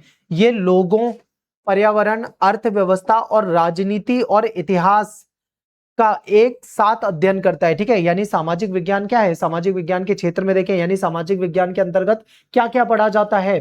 तो देखिए सामाजिक विज्ञान का क्षेत्र बहुत व्यापक, बहुत व्यापक का मतलब बहुत बड़ा है, बहुत विस्तृत है, ठीक है। ये समाज क्योंकि समाज जो है स्वयं बहुत ज्यादा जटिल होता है, इसमें लोगों के बारे में, पर्यावरण के बारे में, अर्थव्यवस्था के बारे में, राजनीति के बारे में, इतिहास के बारे में, सबके बारे में अध्ययन किया जाता है, ठीक है। यानी सोशल साइंस जो है, सोशल साइंस को आप एकदम छोटा सा विषय मत समझना, इसमें हम हिस्ट्री भी पढ़ते हैं, इसमें हम जियोग्राफी भी पढ़ते हैं, इसमें हम पॉलिटिक्स के बारे में पढ़ते हैं, इसमें हम इकोनॉमिक्स के बारे में भी पढ़ते हैं, इसमें हम समाज यानी सोशियोलॉजी के बारे में भी पढ़ते हैं, ठीक है।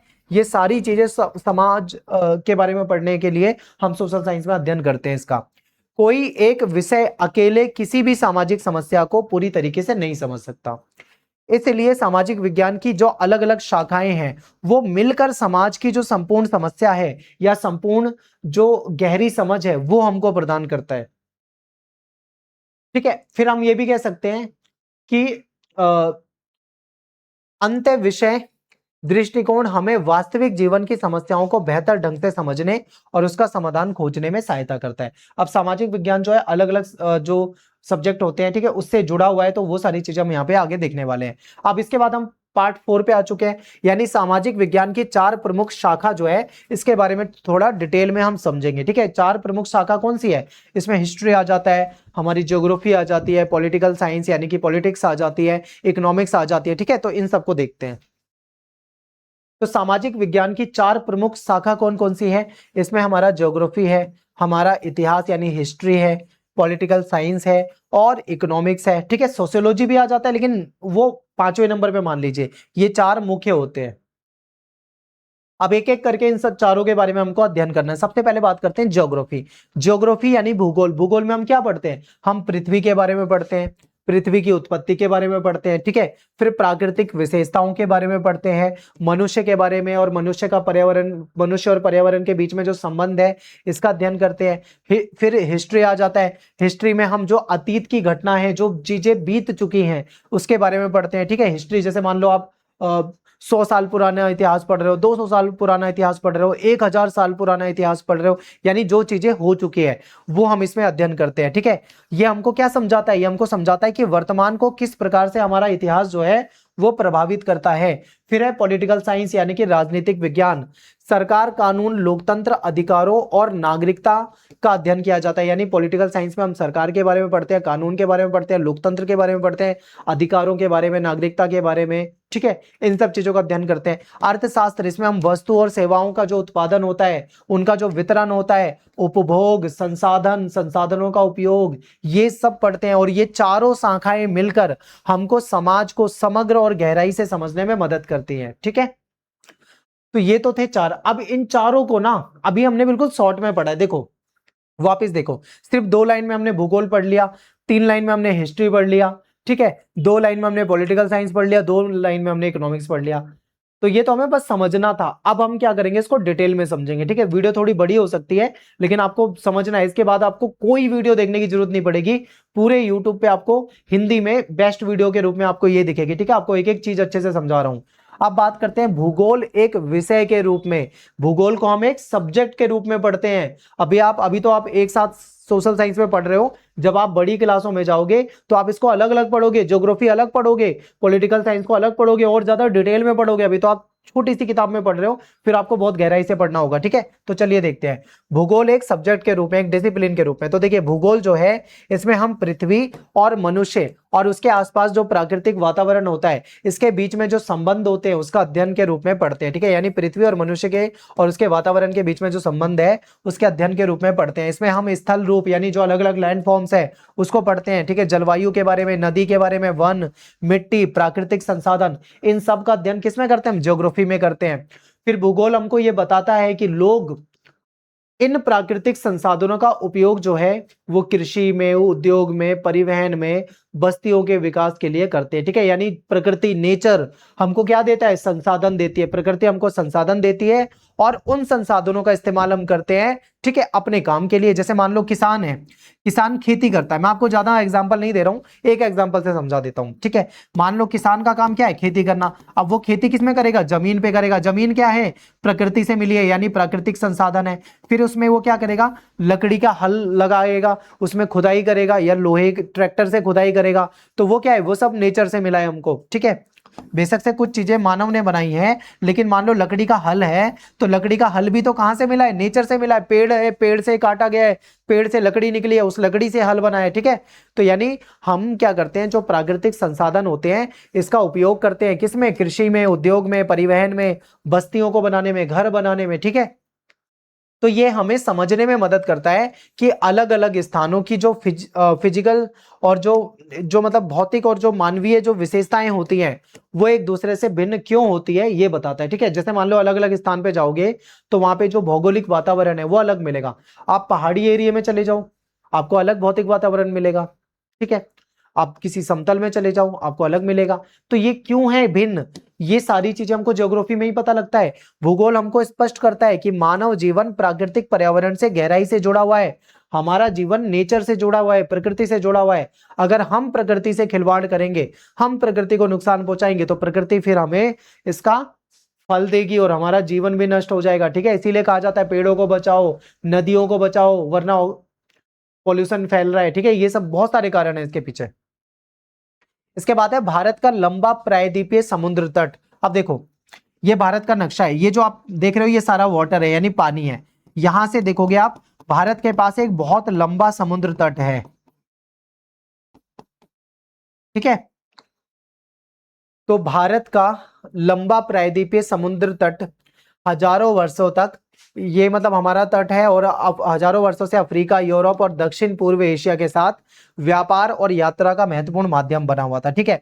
अब देखो, अब यहां से हमें समुद्र के रास्ते से हम क्या कर सकते हैं, व्यापार कर सकते हैं अलग अलग देशों से, हम यहां से यात्राएं कर सकते हैं, ठीक है। हजारों सालों से हम यहाँ से यात्राएं करते हैं, व्यापार करते हैं अलग अलग देशों से। भूगोल हमको ये समझने में मदद करता है कि भारत के समुद्री तट ने इन क्षेत्रों से उसके संबंधों को कैसे मजबूत किया है। भूगोल से ही तो पता लगता है कि हम इन क्षेत्रों से क्या करते हैं, व्यापार करते हैं अलग अलग क्षेत्र पे जाके, और हमारे उनसे संबंध कैसे मजबूत हुए, ठीक है। ये सारी चीजें हमको भूगोल से पता लगती है।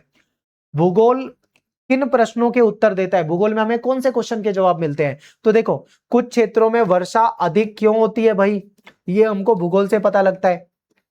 कुछ क्षेत्र तो सूखे पड़े रहते हैं। आखिर सूखा क्यों पड़ा रहता है कुछ क्षेत्रों में? कुछ क्षेत्रों में बहुत बारिश होती है, ऐसा क्यों होता है? ये हमको कहां से पता लगेगा? ज्योग्राफी पढ़ के पता लगेगा। कुछ स्थानों पर जनसंख्या बहुत ज्यादा होती है, लेकिन कुछ स्थानों पर जनसंख्या बहुत कम होती है। आखिर ऐसा क्यों होता है? ज्योग्राफी से पता लगेगा।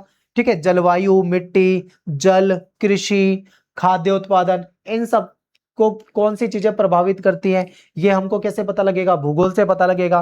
प्राकृतिक संसाधन उद्योगों और लोगों की आजीविका को किस प्रकार से प्रभावित करेंगे, किस तरीके से सहायता देंगे, सहारा देंगे, ये भी हमको जियो से पता लगता है, ज्योग्राफी से। ठीक है, फिर भूगोल हमको ये भी समझने में मदद करता है कि प्रकृति जो है मानव जीवन को कैसे प्रभावित करती है, कैसे प्रकृति से हमारा जीवन प्रभावित हो रहा है। अब बात करेंगे भूगोल का महत्व।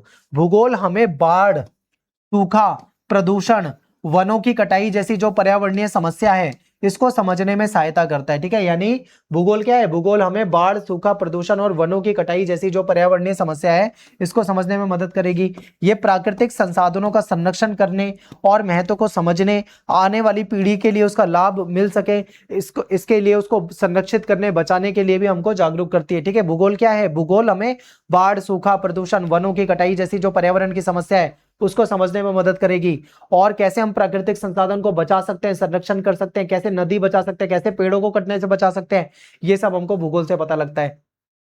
फिर आपने सैटेलाइट इमेज देखी होगी, यानी ऊपर से सैटेलाइट से इमेज खींची जाती है। जैसे आप देखो, ये जो नक्शा आप देख रहे हो, ये घर दिख रहे हैं, लोगों की छतें दिख रही है, सड़क दिख रही है आपको इस तरीके से जाती हुई, ये क्या है? ये सैटेलाइट इमेज है। ठीक है, ऊपर सैटेलाइट होती है, सैटेलाइट से इमेज निकाली जाती है।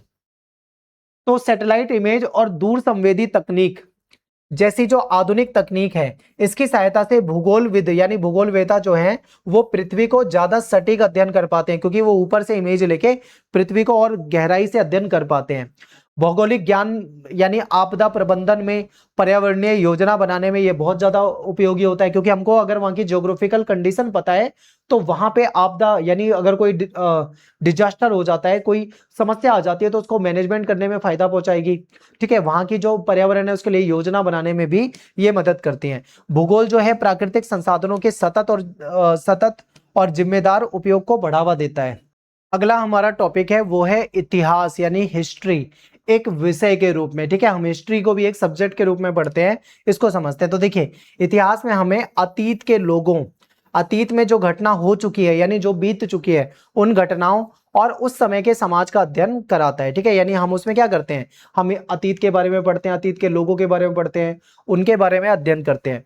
इतिहास हमको समझाता है कि आज का समाज समय के साथ किस प्रकार विकसित हुआ है। ठीक है, आज हम विकसित अवस्था में, आज से हजारों साल पीछे हम कैसे थे, यानी हमारे पूर्वज कैसे थे, इसके बारे में अध्ययन करता है। इतिहास हमको संस्कृति, शासन व्यवस्था, समाज में हुए जो महत्वपूर्ण परिवर्तन हैं उसके बारे में समझने में मदद करता है। इतिहास में जो लड़ाइयाँ हुई हैं, जो युद्ध हुए हैं, जो विजय हुई है उसके बारे में बताता है। ये हमको सिखाता है कि आज की संस्थाएं और व्यवस्था जो है अनेक वर्षों के विकास का परिणाम है। आज जो संस्थाएं दिख रही है ना, वो बहुत वर्षों की जो परंपरा रही है उसका परिणाम है। इतिहास का अध्ययन हमें अतीत की जो गलतियां हैं उससे सीखने और उनको दोहराने से बचने की प्रेरणा देते हैं, क्योंकि देखो अतीत में बहुत सारी गलतियां हुई होंगी, तो उन गलतियों को दोबारा ना दोहराना, उन गलतियों को दोबारा ना करना, इसकी प्रेरणा हमको क्या देगा? इतिहास देगा, यानी कि अतीत देगा।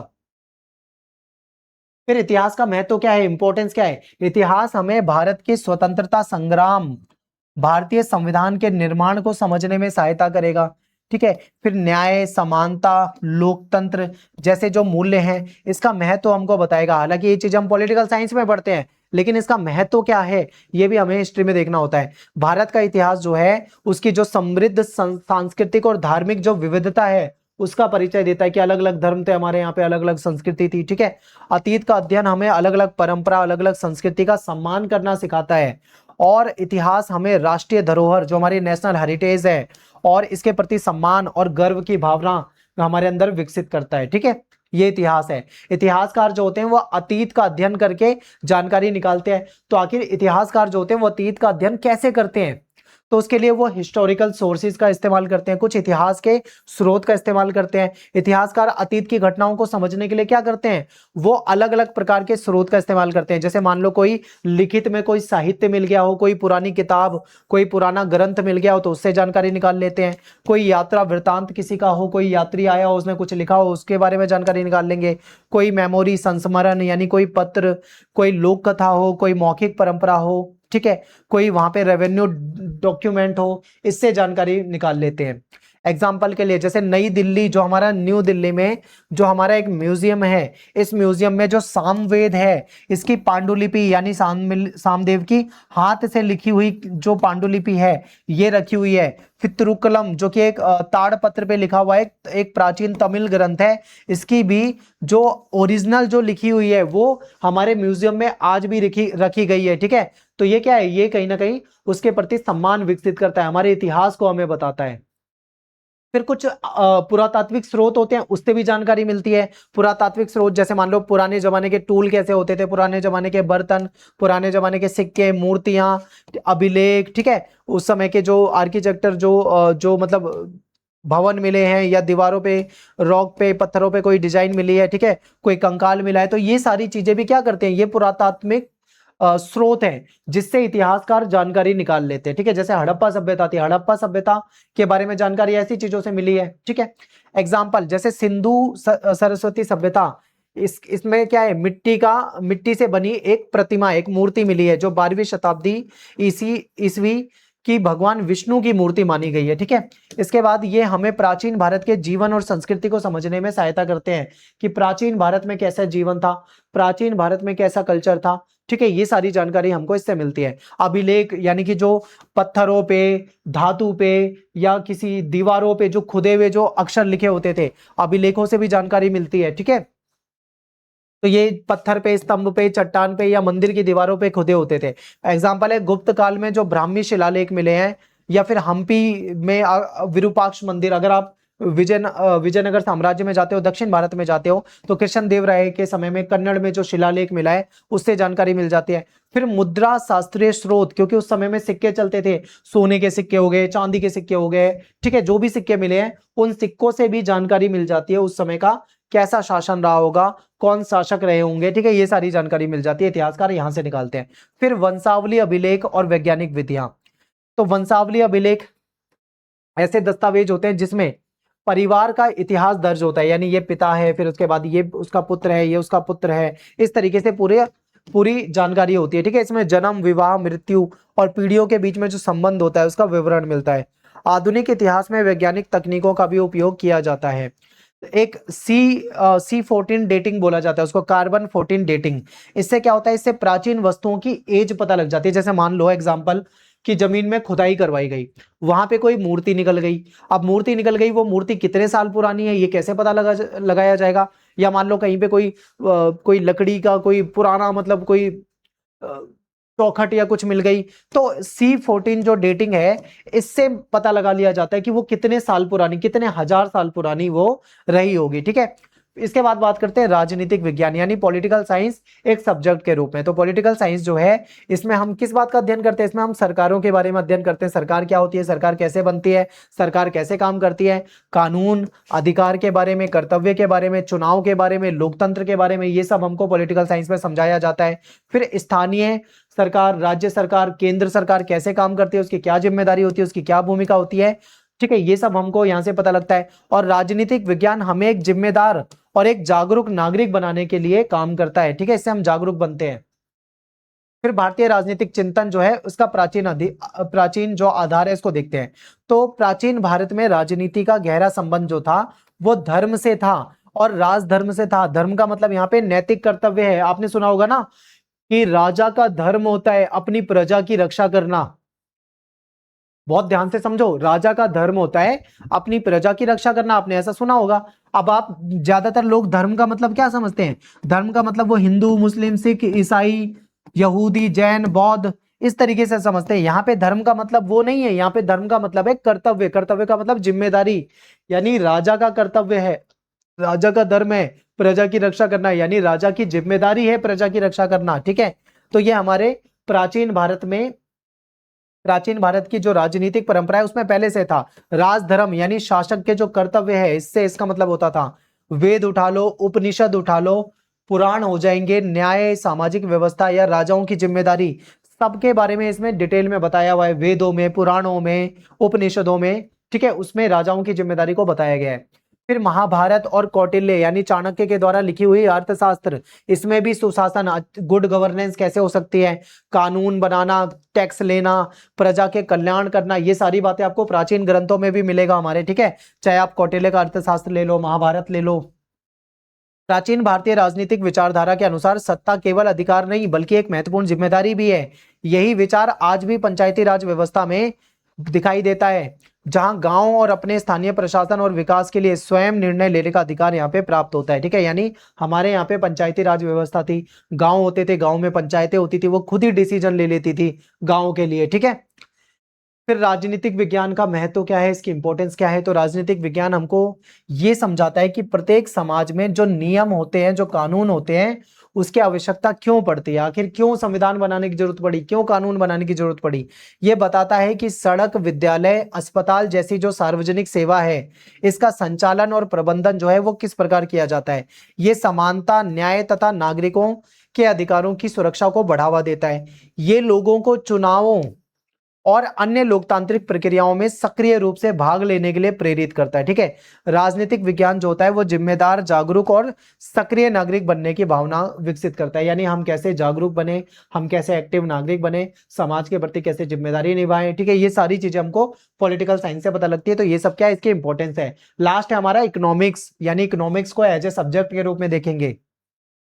अर्थशास्त्र इस बात का अध्ययन करता है कि लोग जो होते हैं वो असीमित आवश्यकताओं, ठीक है, क्योंकि हमारी जो आवश्यकता होती है वो अनलिमिटेड होती है, ठीक है। हम अपनी अनलिमिटेड आवश्यकताओं और इच्छाओं को पूरा करने के लिए जो एक लिमिटेड संसाधन है उसका उपयोग किस प्रकार से करते हैं, ठीक है। हमारी इच्छाएं जो है वो अनलिमिटेड है। किसी व्यक्ति से बोलो कि भाई मुझसे कोई 4 इच्छा मांग ले, 4 इच्छाओं के बाद भी उसकी पूर्ति नहीं होगी, वो चाहेगा मुझे ये चाहिए, वो चाहिए, वो चाहिए, यानी कभी भी उसकी इच्छाएं खत्म नहीं होती। मनुष्य के संसाधन तो सीमित है, अब सीमित संसाधनों का उपयोग करके कैसे वो अपनी इच्छाओं को पूरा कर सकता है, ये सारी चीजें हमें अर्थशास्त्र में पता लगती हैं।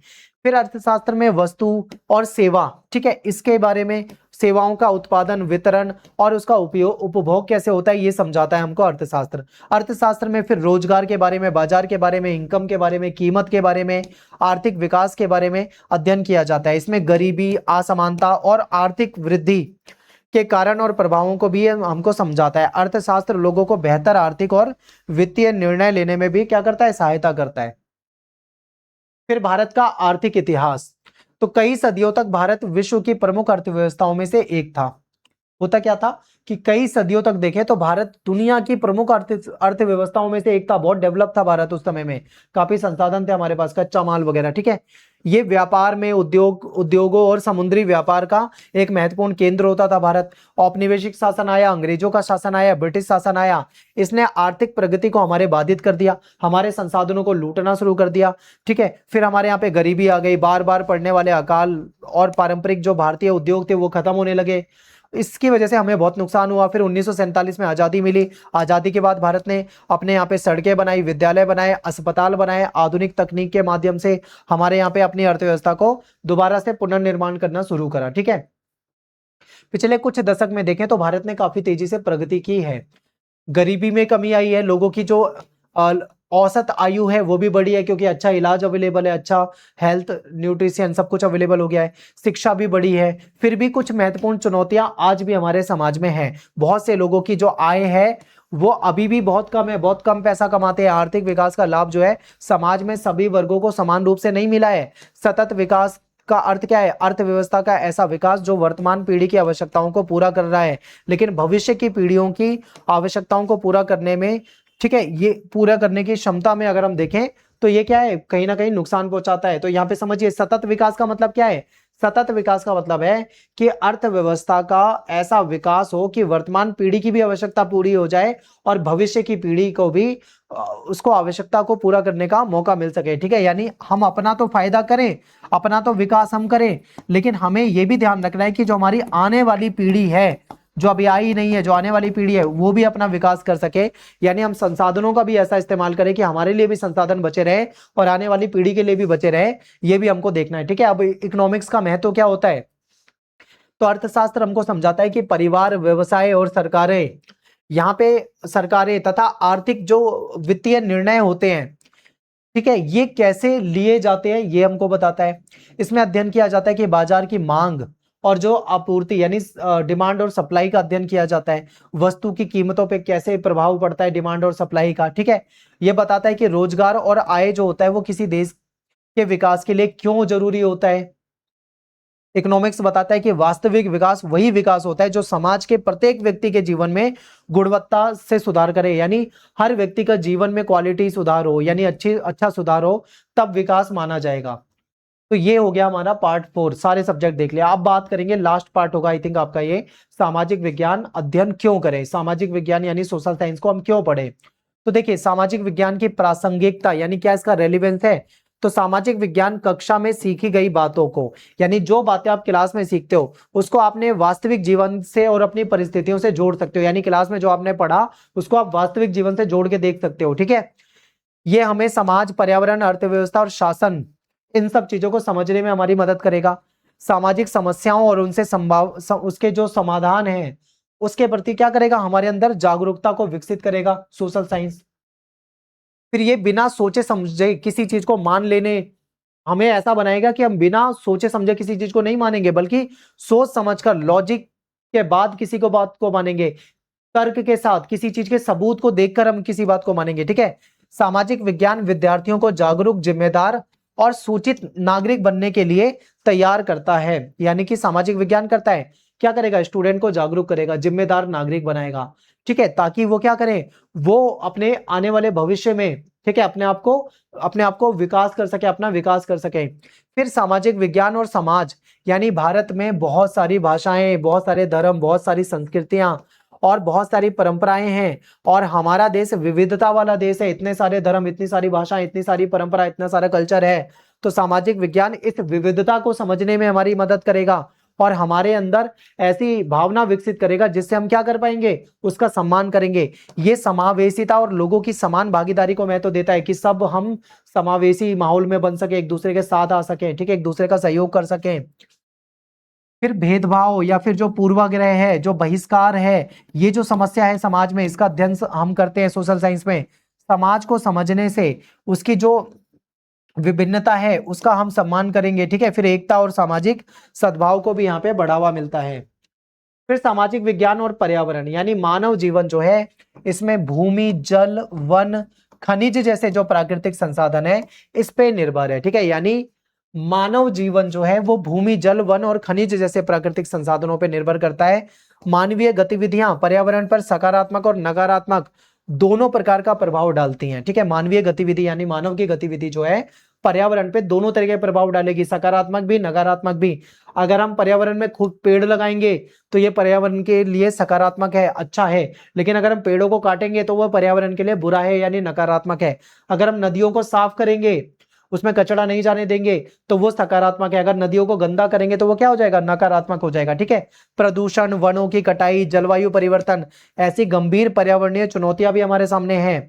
सामाजिक विज्ञान जो होता है वो प्रकृति की रक्षा के लिए हमको जागरूक करेगा, हम प्रकृति की रक्षा करें, प्राकृतिक संसाधनों को बचाकर रखें ताकि हमारे आने वाली पीढ़ी को भी मिल सके। ठीक है, विकास और पर्यावरण का संरक्षण, एक मतलब संतुलन बना रहे। फिर सामाजिक विज्ञान और अर्थव्यवस्था, यानी हर परिवार आय अर्जित करने, यानी इनकम करने, खर्च करने और बचत करने जैसे आर्थिक डिसीजन लेता है। ठीक है, हर परिवार में एक कमाई होती है, उस कमाई से खर्चा होता है और उसके बाद कुछ बचत होती है। तो ये सारे डिसीजन लेने होते हैं हर परिवार को। सामाजिक विज्ञान ये समझाता है कि जो ये निर्णय जो है व्यक्ति, परिवार और समाज को कैसे प्रभावित करते हैं हमारे डिसीजन। फिर गरीबी, बेरोजगारी, अवसर की जो असमान उपलब्धता है, इन समस्याओं को समझने में सोशल साइंस हमारी मदद करता है। ठीक है, फिर आर्थिक विकास का उद्देश्य शिक्षा, स्वास्थ्य सेवा, जीवन स्तर में सुधार लाना होना चाहिए, ये हमको सोशल साइंस बताता है। सोशल साइंस बताता है कि एक मजबूत अर्थव्यवस्था कैसे बेहतर अवसर प्रदान कर सकती है, लेकिन उसका लाभ जो है समाज के सभी लोगों तक पहुंचना चाहिए। ठीक है, वो कैसे पहुंचेगा इसके बारे में हमको बताता है। फिर सामाजिक विज्ञान और शासन, शासन का अर्थ क्या है? यहाँ पे सरकार किस प्रकार डिसीजन लेती है और अपने नागरिकों को कैसे सेवा देती है, यही शासन है। फिर सरकारी निर्णय जो है शिक्षा, स्वास्थ्य, परिवहन, कानून व्यवस्था और जनता का कल्याण, इसको कैसे प्रभावित करती है, जन कल्याण को, ये सरकार हमारा डिसीजन लेती है। ठीक है, नागरिक मतदान करते हैं, क्वेश्चन पूछते हैं, कानूनों का पालन करते हैं और शासन में भाग लेते हैं। फिर सुशासन यानी एक अच्छा शासन, पारदर्शिता, जवाबदेही और सभी के साथ समान व्यवहार सुनिश्चित करता है। सामाजिक विज्ञान हमें हमारे अधिकारों के साथ हमारे कर्तव्यों को भी समझने में मदद करता है। यानी सामाजिक विज्ञान हमें यह भी बताता है कि हमारे क्या अधिकार हैं, हमको हमारा संविधान क्या अधिकार देता है, इसके साथ साथ ये भी बताता है कि हमारे क्या कर्तव्य हैं, हमारे क्या कर्तव्य हैं। आपने मौलिक अधिकार, मौलिक कर्तव्य पढ़ा होगा। ठीक है, कर्तव्य हमारे देश के प्रति क्या कर्तव्य होने चाहिए, पर्यावरण के प्रति क्या कर्तव्य होने चाहिए, समाज के प्रति क्या कर्तव्य होने चाहिए। ठीक है, सामाजिक विज्ञान की जो शाखा है, यानी जिसमें भूगोल पढ़ते हैं, हिस्ट्री पढ़ते हैं, ज्योग्राफी पढ़ते हैं, ये भी आपस में संबंधित हैं। इनका क्या संबंध है, कैसे ये एक दूसरे से संबंधित है, इसका भी अध्ययन हम किसमें करते हैं, सोशल साइंस में करते हैं। तो हमारी जो रियल लाइफ है, उसमें हमारी रियल लाइफ में जो समस्या है, उसको केवल एक विषय के माध्यम से पूरी तरीके से नहीं समझा जा सकता, केवल एक विषय के माध्यम से। भूगोल हमें वर्षा के बारे में, नदी के बारे में, स्थल रूपों जैसी प्राकृतिक परिस्थितियों को समझाता है, तो दूसरी तरफ इतिहास जो है वो हमें अतीत की घटना को बताता है और वर्तमान में किस प्रकार से हमको प्रभावित हो रही है, हम हो रहे हैं, ये बताता है। अर्थशास्त्र हमको ये बताता है कि समस्या का आर्थिक प्रभाव लोगों पे कैसे पड़ता है। ठीक है, समाज पर इसका कैसे प्रभाव पड़ता है। राजनीतिक विज्ञान ये समझाता है कि सरकार पॉलिसी कैसे बनाती है, कानून कैसे बनाती है, उसको लागू कैसे करती है, समस्याओं का समाधान कैसे करती है। तो ये कहीं ना कहीं आपस में जुड़े होते हैं। फिर सामाजिक विज्ञान के मार्गदर्शक मूल्य। सामाजिक विज्ञान केवल ज्ञान नहीं है, बल्कि महत्वपूर्ण जीवन मूल्य भी सिखाता है। ये मूल्य भारतीय संविधान के आदर्शों से प्रेरित है। ठीक है, यानी सामाजिक विज्ञान जो है ये केवल ज्ञान नहीं है, इसको केवल ज्ञान मत समझना, ये हमको जीवन मूल्य भी सिखाता है। कैसे हमें जीवन जीना चाहिए, कैसे लोगों को समान मानना चाहिए, कैसे लोगों के साथ व्यवहार करना चाहिए, गलत व्यवहार क्यों नहीं करना चाहिए, भेदभाव क्यों नहीं करना चाहिए, ये सारी बातें हमें हमारा ये सोशल साइंस सिखाता है। ठीक है, हमारा संविधान भी ये बताता है। ये हमें दैनिक जीवन में निष्पक्ष और जिम्मेदार निर्णय लेने की प्रेरणा देता है। यानी अपनी डेली लाइफ में हम कैसे निष्पक्ष और जिम्मेदार निर्णय लें। ये दूसरों का सम्मान करने और सार्वजनिक संसाधनों की रक्षा करने की भावना विकसित करता है। यानी हमें दूसरों का सम्मान कैसे करना चाहिए, ठीक है, कैसे दूसरों के साथ व्यवहार करना चाहिए। फिर जो सार्वजनिक संसाधन होते हैं, यानी जैसे मान लो आपके कोई भी सार्वजनिक संसाधन, कोई स्कूल हो गया, आपका कोई पार्क हो गया, उनको हमें कैसे उसकी रक्षा करनी है, उसको नुकसान नहीं पहुंचाना, यह हमारे अंदर समझ विकसित करेगा। फिर सामाजिक विज्ञान के 4 प्रमुख मार्गदर्शक मूल्य हैं। इसमें देखो 4 प्रमुख मार्गदर्शक मूल्य क्या हैं? विविधता, समावेशिता, सततता और समान अवसर। अब इसको हम क्या करते हैं, एक एक करके पढ़ते हैं। सबसे पहले विविधता यानी डाइवर्सिटी को पढ़ते हैं। हमारे देश में बहुत ज्यादा डाइवर्सिटी है। डाइवर्सिटी का मतलब है जैसे भारत देश में आपको अलग अलग भाषा देखने को मिलेगी, लोग अलग अलग भाषा बोलते हैं, अलग अलग धर्म को मानते हैं, उनकी संस्कृति अलग है, ठीक है, उनका पहनावा अलग है, उनकी विचारधारा अलग है, उनका खान पान अलग है, उनके रीति रिवाज अलग है, उनकी परंपरा अलग है, और ये सब लोग भारत में एक दूसरे के साथ मिलकर रहते हैं। तो इसी को क्या कहा जाता है? इसको विविधता कहा जाता है। तो सामाजिक विज्ञान हमें विविधता का सम्मान करना सिखाता है। फिर समावेशिता। समावेशिता का मतलब है कि प्रत्येक व्यक्ति को सम्मान मिलना चाहिए, उसे समान अवसर मिलने चाहिए, धर्म, लिंग, जाति, ठीक है, किसी भी आधार पे उसके साथ भेदभाव नहीं होना चाहिए। विद्यालय में, कार्यस्थल पे, सार्वजनिक स्थान पे सभी लोगों के लिए अवसर होने चाहिए। कोई कहीं भी जा सकता है, कोई किसी से मिल सकता है, क्लास में जैसे सभी तरह के बच्चों को पढ़ाया जाए, ठीक है। तो ये सब समावेशिता है। फिर सततता। सततता का मतलब होता है कि प्राकृतिक संसाधन जो है हमें इसका उपयोग सोच समझ के करना है, दिमाग से करना है। जैसे आपने सुना होगा जल ही जीवन है, यानी पानी एक महत्वपूर्ण संसाधन है, लेकिन हमें, आपने देखा होगा कुछ लोग पानी को बर्बाद करते हैं। हमको पानी को क्या करना है? बर्बाद नहीं करना, हमको पानी को बचाना है, क्योंकि पृथ्वी पे पानी तो बहुत है, बहुत पानी है पृथ्वी पे, लेकिन पीने योग्य पानी, साफ पानी बहुत कम है। अगर हम पानी को बर्बाद कर देंगे तो हमारी आने वाली पीढ़ी को वो पानी नहीं मिल पाएगा। तो यानी हमें अपने संसाधन, प्राकृतिक संसाधन का उपयोग ऐसे करना है कि भविष्य की पीढ़ी की आवश्यकताओं पे कोई गलत प्रभाव ना पड़े, यानी आने वाली पीढ़ी को वो मिल पाए। इसी को क्या बोलते हैं हम?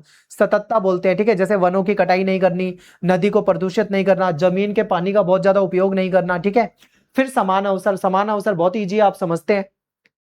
समान अवसर का मतलब है कि लोगों की आवश्यकताओं के अनुसार उन्हें उचित और न्याय संगत सहायता मिलनी चाहिए, ठीक है, उनकी आवश्यकता के अनुसार। समानता में सभी को एक जैसा सहयोग मिलता है, जबकि समान अवसर में आवश्यकता के अनुसार एक्स्ट्रा सहायता भी दी जा सकती है। समानता मतलब सबके साथ एक जैसा व्यवहार करो, लेकिन कुछ लोगों को कुछ स्पेशल जरूरत होती है। जैसे मान लो गरीब व्यक्ति है, दिव्यांग व्यक्ति है, कोई विकलांग व्यक्ति है, ठीक है, सामाजिक रूप से कोई वंचित व्यक्ति है, तो इन लोगों को कुछ विशेष सहायता की आवश्यकता होती है। अब मान लो दिव्यांग है, कोई किसी के पैर में दिक्कत है, वो चल नहीं पाता है, अब हॉस्पिटल में सीढ़ी लगा रखी है, अब वो सीढ़ी पे नहीं चढ़ पाएगा, व्हील चेयर भी नहीं जा पाएगी, तो क्या होगा? उसके लिए लिफ्ट होनी चाहिए, रैंप होनी चाहिए, ताकि व्हील चेयर में उसको चढ़ाया जा सके, उसको उतारा जा सके। तो गरीबों के लिए, दिव्यांगों के लिए, जिनको ज्यादा जरूरत है, उनको कुछ एक्स्ट्रा भी मिलना चाहिए, ठीक है। तो ये चीजें है। फिर ये मूल्य क्यों महत्वपूर्ण है? तो ये जो मूल्य हैं जो हम पढ़ रहे हैं, ये न्यायपूर्ण, शांतिपूर्ण और लोकतांत्रिक समाज को बनाने में सहायता करेंगे। ये सम्मान, सहयोग और जिम्मेदार जिम्मेदार नागरिकता की भावना को हमारे अंदर विकसित करेंगे, बढ़ावा देंगे। ये भेदभाव को कम करेंगे, लोगों को समान अवसर प्रोवाइड कराने का काम करेंगे, ठीक है। फिर लोगों के साथ साथ पर्यावरण की रक्षा करने का प्रेरणा देंगे, जो हमारे देश में एक राष्ट्रीय एकता को स्थापित करने, सामाजिक सद्भाव बनाए रखने, सतत विकास को ये महत्व देंगे, ठीक है। अब हमारा लास्ट पार्ट है, यानी पार्ट 6। इसमें सामाजिक विज्ञान और शासन को देखेंगे। ये छोटा सा पार्ट है बिल्कुल। सामाजिक विज्ञान, शासन और भविष्य। तो भारतीय दृष्टिकोण से सामाजिक विज्ञान को समझना, अब भारत के नजरिए से इसको समझो। तो हर देश अपने इतिहास, अपनी संस्कृति और अपनी चुनौतियों के अनुसार समाज का अध्ययन करता है, क्योंकि हर देश का इतिहास अलग है, संस्कृति अलग अलग है और उनकी चुनौती अलग है। उस हिसाब से ही समाज का अध्ययन करता है हर देश। भारत में विविधता है, अलग अलग धर्म, अलग अलग जाति के लोग रहते हैं, ठीक है। भारतीय संविधान हमें अधिकार देता है, कर्तव्य देता है, न्याय और समानता की सही समझ भी प्रदान करता है। भारत के स्वतंत्रता संग्राम ने, हमारे यहाँ पे जब आजादी के लिए संग्राम हुआ था, लड़ाई हुई थी, क्रांति हुई थी, तो स्वतंत्रता संग्राम ने लोकतांत्रिक मूल्यों और जिम्मेदार जिम्मेदार नागरिकता की भावना को मजबूत किया। यानी जिस समय देश गुलाम था, अंग्रेजों के खिलाफ आंदोलन चल रहे थे, उस समय यह डिसीजन लिया गया था कि किस प्रकार से, ठीक है, यानी उस समय क्या डिसीजन लिया गया था कि किस प्रकार से जब हमारा देश आजाद होगा तो हम किस प्रकार का शासन चलाएंगे, यानी हम लोकतांत्रिक शासन चलाएंगे, ठीक है। ये सारी चीजें हमें यहाँ से पता लगी थी। फिर भारत का अध्ययन हमें ये समझने में सहायता करता है कि पर्यावरण, अर्थव्यवस्था और शासन एक दूसरे से कैसे जुड़े हुए हैं, ठीक है, ये भी हमें अध्ययन करने से पता लगता है। फिर संविधान एक मार्गदर्शक का आधार, यानी भारत का संविधान जो है एक मार्गदर्शक है, यानी हमारा संविधान जो है भारत का सर्वोच्च कानून, यानी सबसे बड़ा कानून है, सबसे ऊपर संविधान है। न्याय, स्वतंत्रता, समानता, बंधुत्व जैसे जो आदर्श हैं, इसको परिभाषित हमारा संविधान करता है। हमारे संविधान में न्याय के बारे में बताया गया है, स्वतंत्रता, समानता के बारे में, बंधुत्व के बारे में, भाईचारे के बारे में बताया गया है, ठीक है। हमारा संविधान नागरिकों के अधिकार और उनके कर्तव्य और सरकार की शक्ति क्या है, सरकार की जिम्मेदारी क्या है, ये क्लियर करता है, स्पष्ट करता है।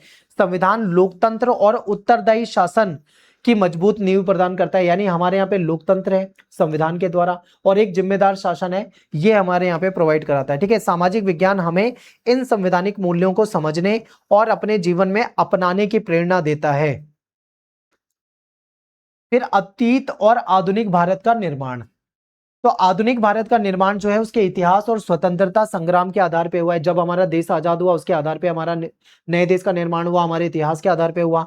तो ब्रिटिश शासन, जब अंग्रेजों का शासन था, उन्होंने हमारी शिक्षा, हमारा प्रशासन, हमारा परिवहन, हमारी अर्थव्यवस्था को प्रभावित करा, सब कुछ उनके कंट्रोल में था, अपने हिसाब से चलाया। स्वतंत्रता आंदोलन ने न्याय, समानता और लोकतांत्रिक मूल्यों को बढ़ावा दिया, क्योंकि स्वतंत्रता आंदोलन में न्याय की बात थी, समानता की बात थी, ठीक है। फिर आज के अनेक कानून और संस्थाएं अपने ऐतिहासिक विकास से जुड़ी हुई इतिहास का अध्ययन हमें वर्तमान भारत को बेहतर ढंग से समझने में सहायता करता है। आज देखें तो बहुत सारे कानून जो है, बहुत सारी जो संस्थाएं हैं, वो क्या करती हैं, हमारा जो अपना जो ऐतिहासिक विकास है उससे जुड़ी हुई है, ठीक है। इतिहास का अध्ययन करने और वर्तमान में जो भारत है उसको बेहतर ढंग से बनाने के लिए, उसको बेहतर ढंग से समझने के लिए हमारी मदद करता है। यानी हम इतिहास को भी पढ़ते हैं और आज के वर्तमान को भी पढ़ते हैं, कैसे हम इतिहास से सीख कर वर्तमान को बेहतर बना सकते हैं, ये जानकारी भी हमको यहां से पता लगती है, ठीक है। इसके बाद आगे है गांव से राष्ट्र तक शासन व्यवस्था, यानी गांव से राष्ट्र तक की शासन व्यवस्था। तो देखिए, भारत में लोगों की आवश्यकताओं को पूरा करने के लिए शासन जो है अलग अलग स्तर पे काम करता है, ठीक है। तो आपको पता होगा हमारे यहाँ पे केंद्र की सरकार होती है जो पूरे देश को देखती है, हमारे यहाँ पे राज्य की सरकार होती है जो अपने स्टेट को देखती है, हमारे यहाँ पे स्थानीय सरकार होती है जो अपने लोकल लेवल के मुद्दों को देखती है, ठीक है। तो स्थानीय सरकार जो हमारी है, जैसे पंचायत या नगर निकाय होते हैं, ये गांव और कस्बे और शहरों की समस्याओं का समाधान करती हैं। वहां पे रोड बनाना, नाली बनाना, सीवर डालना, ठीक है, ये जो भी काम है। फिर राज्य सरकारें जो होती हैं स्वास्थ्य, कृषि, पुलिस और अन्य राज्य के विषय जो होते हैं उसका मैनेजमेंट करती हैं। केंद्र की सरकार पूरे देश को देखती है, पूरे देश की रक्षा, विदेश नीति, राष्ट्रीय महत्व के विषय इसका संचालन करती है। नागरिक जो है वो चुनाव में मतदान करके सार्वजनिक गतिविधियों में भाग लेकर शासन में अपनी भूमिका को निभाते हैं, ठीक है। नागरिक क्या करते हैं, चुनाव में भाग लेते हैं, वोट करते हैं, वोट करके जिसको जिताते हैं वो जीत जाता है, सरकार चलाता है, यानी कि नागरिक भी अपना इसमें जिम्मेदारी निभाते हैं। नेक्स्ट है पर्यावरण और आजीविका, यानी प्रकृति हमें ऐसे संसाधन देती है जिन संसाधनों का उपयोग करके हम कृषि, उद्योग और दैनिक जीवन का आधार है हमारे, यानी हम कृषि करते हैं, उद्योगों की स्थापना करते हैं, अपनी डेली लाइफ में उसका उपयोग करते हैं। जलवायु, वर्षा, नदी, वन, ये क्या है, लोगों के व्यवसाय और आजीविका को प्रभावित करते हैं। अलग अलग जलवायु में अलग अलग तरीके के वहां पे काम होते हैं, ठीक है। बाढ़, सूखा, प्रदूषण जैसी जो पर्यावरणीय समस्याएं हैं ये लोगों की आजीविका को गंभीर रूप से प्रभावित करती है। बाढ़ में लोग बर्बाद हो जाते हैं, ठीक है। प्राकृतिक संसाधनों का हमें सतत उपयोग करना चाहिए, यानी आने वाली पीढ़ियों का भी ध्यान रखना चाहिए, इस तरीके से हमें अपने संसाधन का उपयोग करना चाहिए। इसके बाद है आर्थिक जीवन और विकास। आर्थिक विकास में क्या है, आर्थिक विकास सड़कें बनना, बिजली देना, स्वास्थ्य सुविधाएं देना, शिक्षा जो व्यवस्था है उसमें सुधार करना, लोगों के जीवन स्तर को सुधारना। विकास और विकास का उद्देश्य क्या है, गरीबी को खत्म करना, असमानता को कम करना, लोगों को ज्यादा से ज्यादा रोजगार देना, ठीक है, समाज में सभी लोगों को समान अधिकार देना। फिर सामाजिक विज्ञान का भविष्य, जैसे जैसे समाज तेजी से बदल रहा है सामाजिक विज्ञान का महत्व भी लगातार बढ़ता जा रहा है। जलवायु परिवर्तन, प्रवास यानी माइग्रेशन, तेजी से बढ़ते शहर, वैश्विक संपर्क, ये जो चुनौतियां हैं ये लोगों के जीवन को बदल रही है। सामाजिक विज्ञान जो है सावधानी पूर्वक अवलोकन, प्रश्न पूछ, यानी सामाजिक विज्ञान से हम सावधानी पूर्वक किसी चीज को देख सकते हैं, उसका अवलोकन कर सकते हैं, हम प्रश्न पूछते हैं, प्रमाण पे आधारित जो हमारी सोच है इसके माध्यम से हम जटिल से जटिल समस्याओं का भी समाधान करने का प्रयास करते हैं, ठीक है। आने वाले वर्षों में सामाजिक विज्ञान जो है इसमें नई तकनीक के न्यायपूर्ण और जिम्मेदारी पूर्ण उपयोग का मार्गदर्शक करेगा, यानी जैसे जैसे समय बढ़ेगा तो और नई नई तकनीकों का इस्तेमाल इसमें होने लगेगा। फिर ये समाजों की जो समाज जो बदल रहा है, फिर पर्यावरणीय और जो सामाजिक परिस्थिति बदल रही है उसके अनुसार स्वयं को ढालने में भी सहायता करेगा, ठीक है। जैसे जैसे समाज होगा सामाजिक विज्ञान भी उसी तरीके से होगा। सामाजिक विज्ञान हमें केवल दुनिया को समझने नहीं बल्कि जागरूक करना, जिम्मेदार बनाना और सक्रिय नागरिक बनाने में भी हमारी मदद करता है, ठीक है। तो यहाँ पे अपना ये लेक्चर खत्म हो जाता है। आई होप आपको समझ में आया होगा, ठीक है। आपको बहुत डिटेल में समझाया मैंने, एक एक चीज एनसीईआरटी की ट्रांसलेट करके एक एक चीज समझाई है बहुत डिटेल में। तो उम्मीद करता हूं आप सभी को वीडियो समझ में आई होगी अच्छे तरीके से। अगर आपको कोई दिक्कत है तो आप क्या कर सकते हो, आप दोबारा से वीडियो को देख सकते हो, आपको अच्छे समझ में आएगा। वीडियो को लाइक कर दें, कमेंट कर दें, शेयर कर दें। मिलते हैं आपसे नेक्स्ट वीडियो में। Thanks for watching. जय हिंद, जय भारत।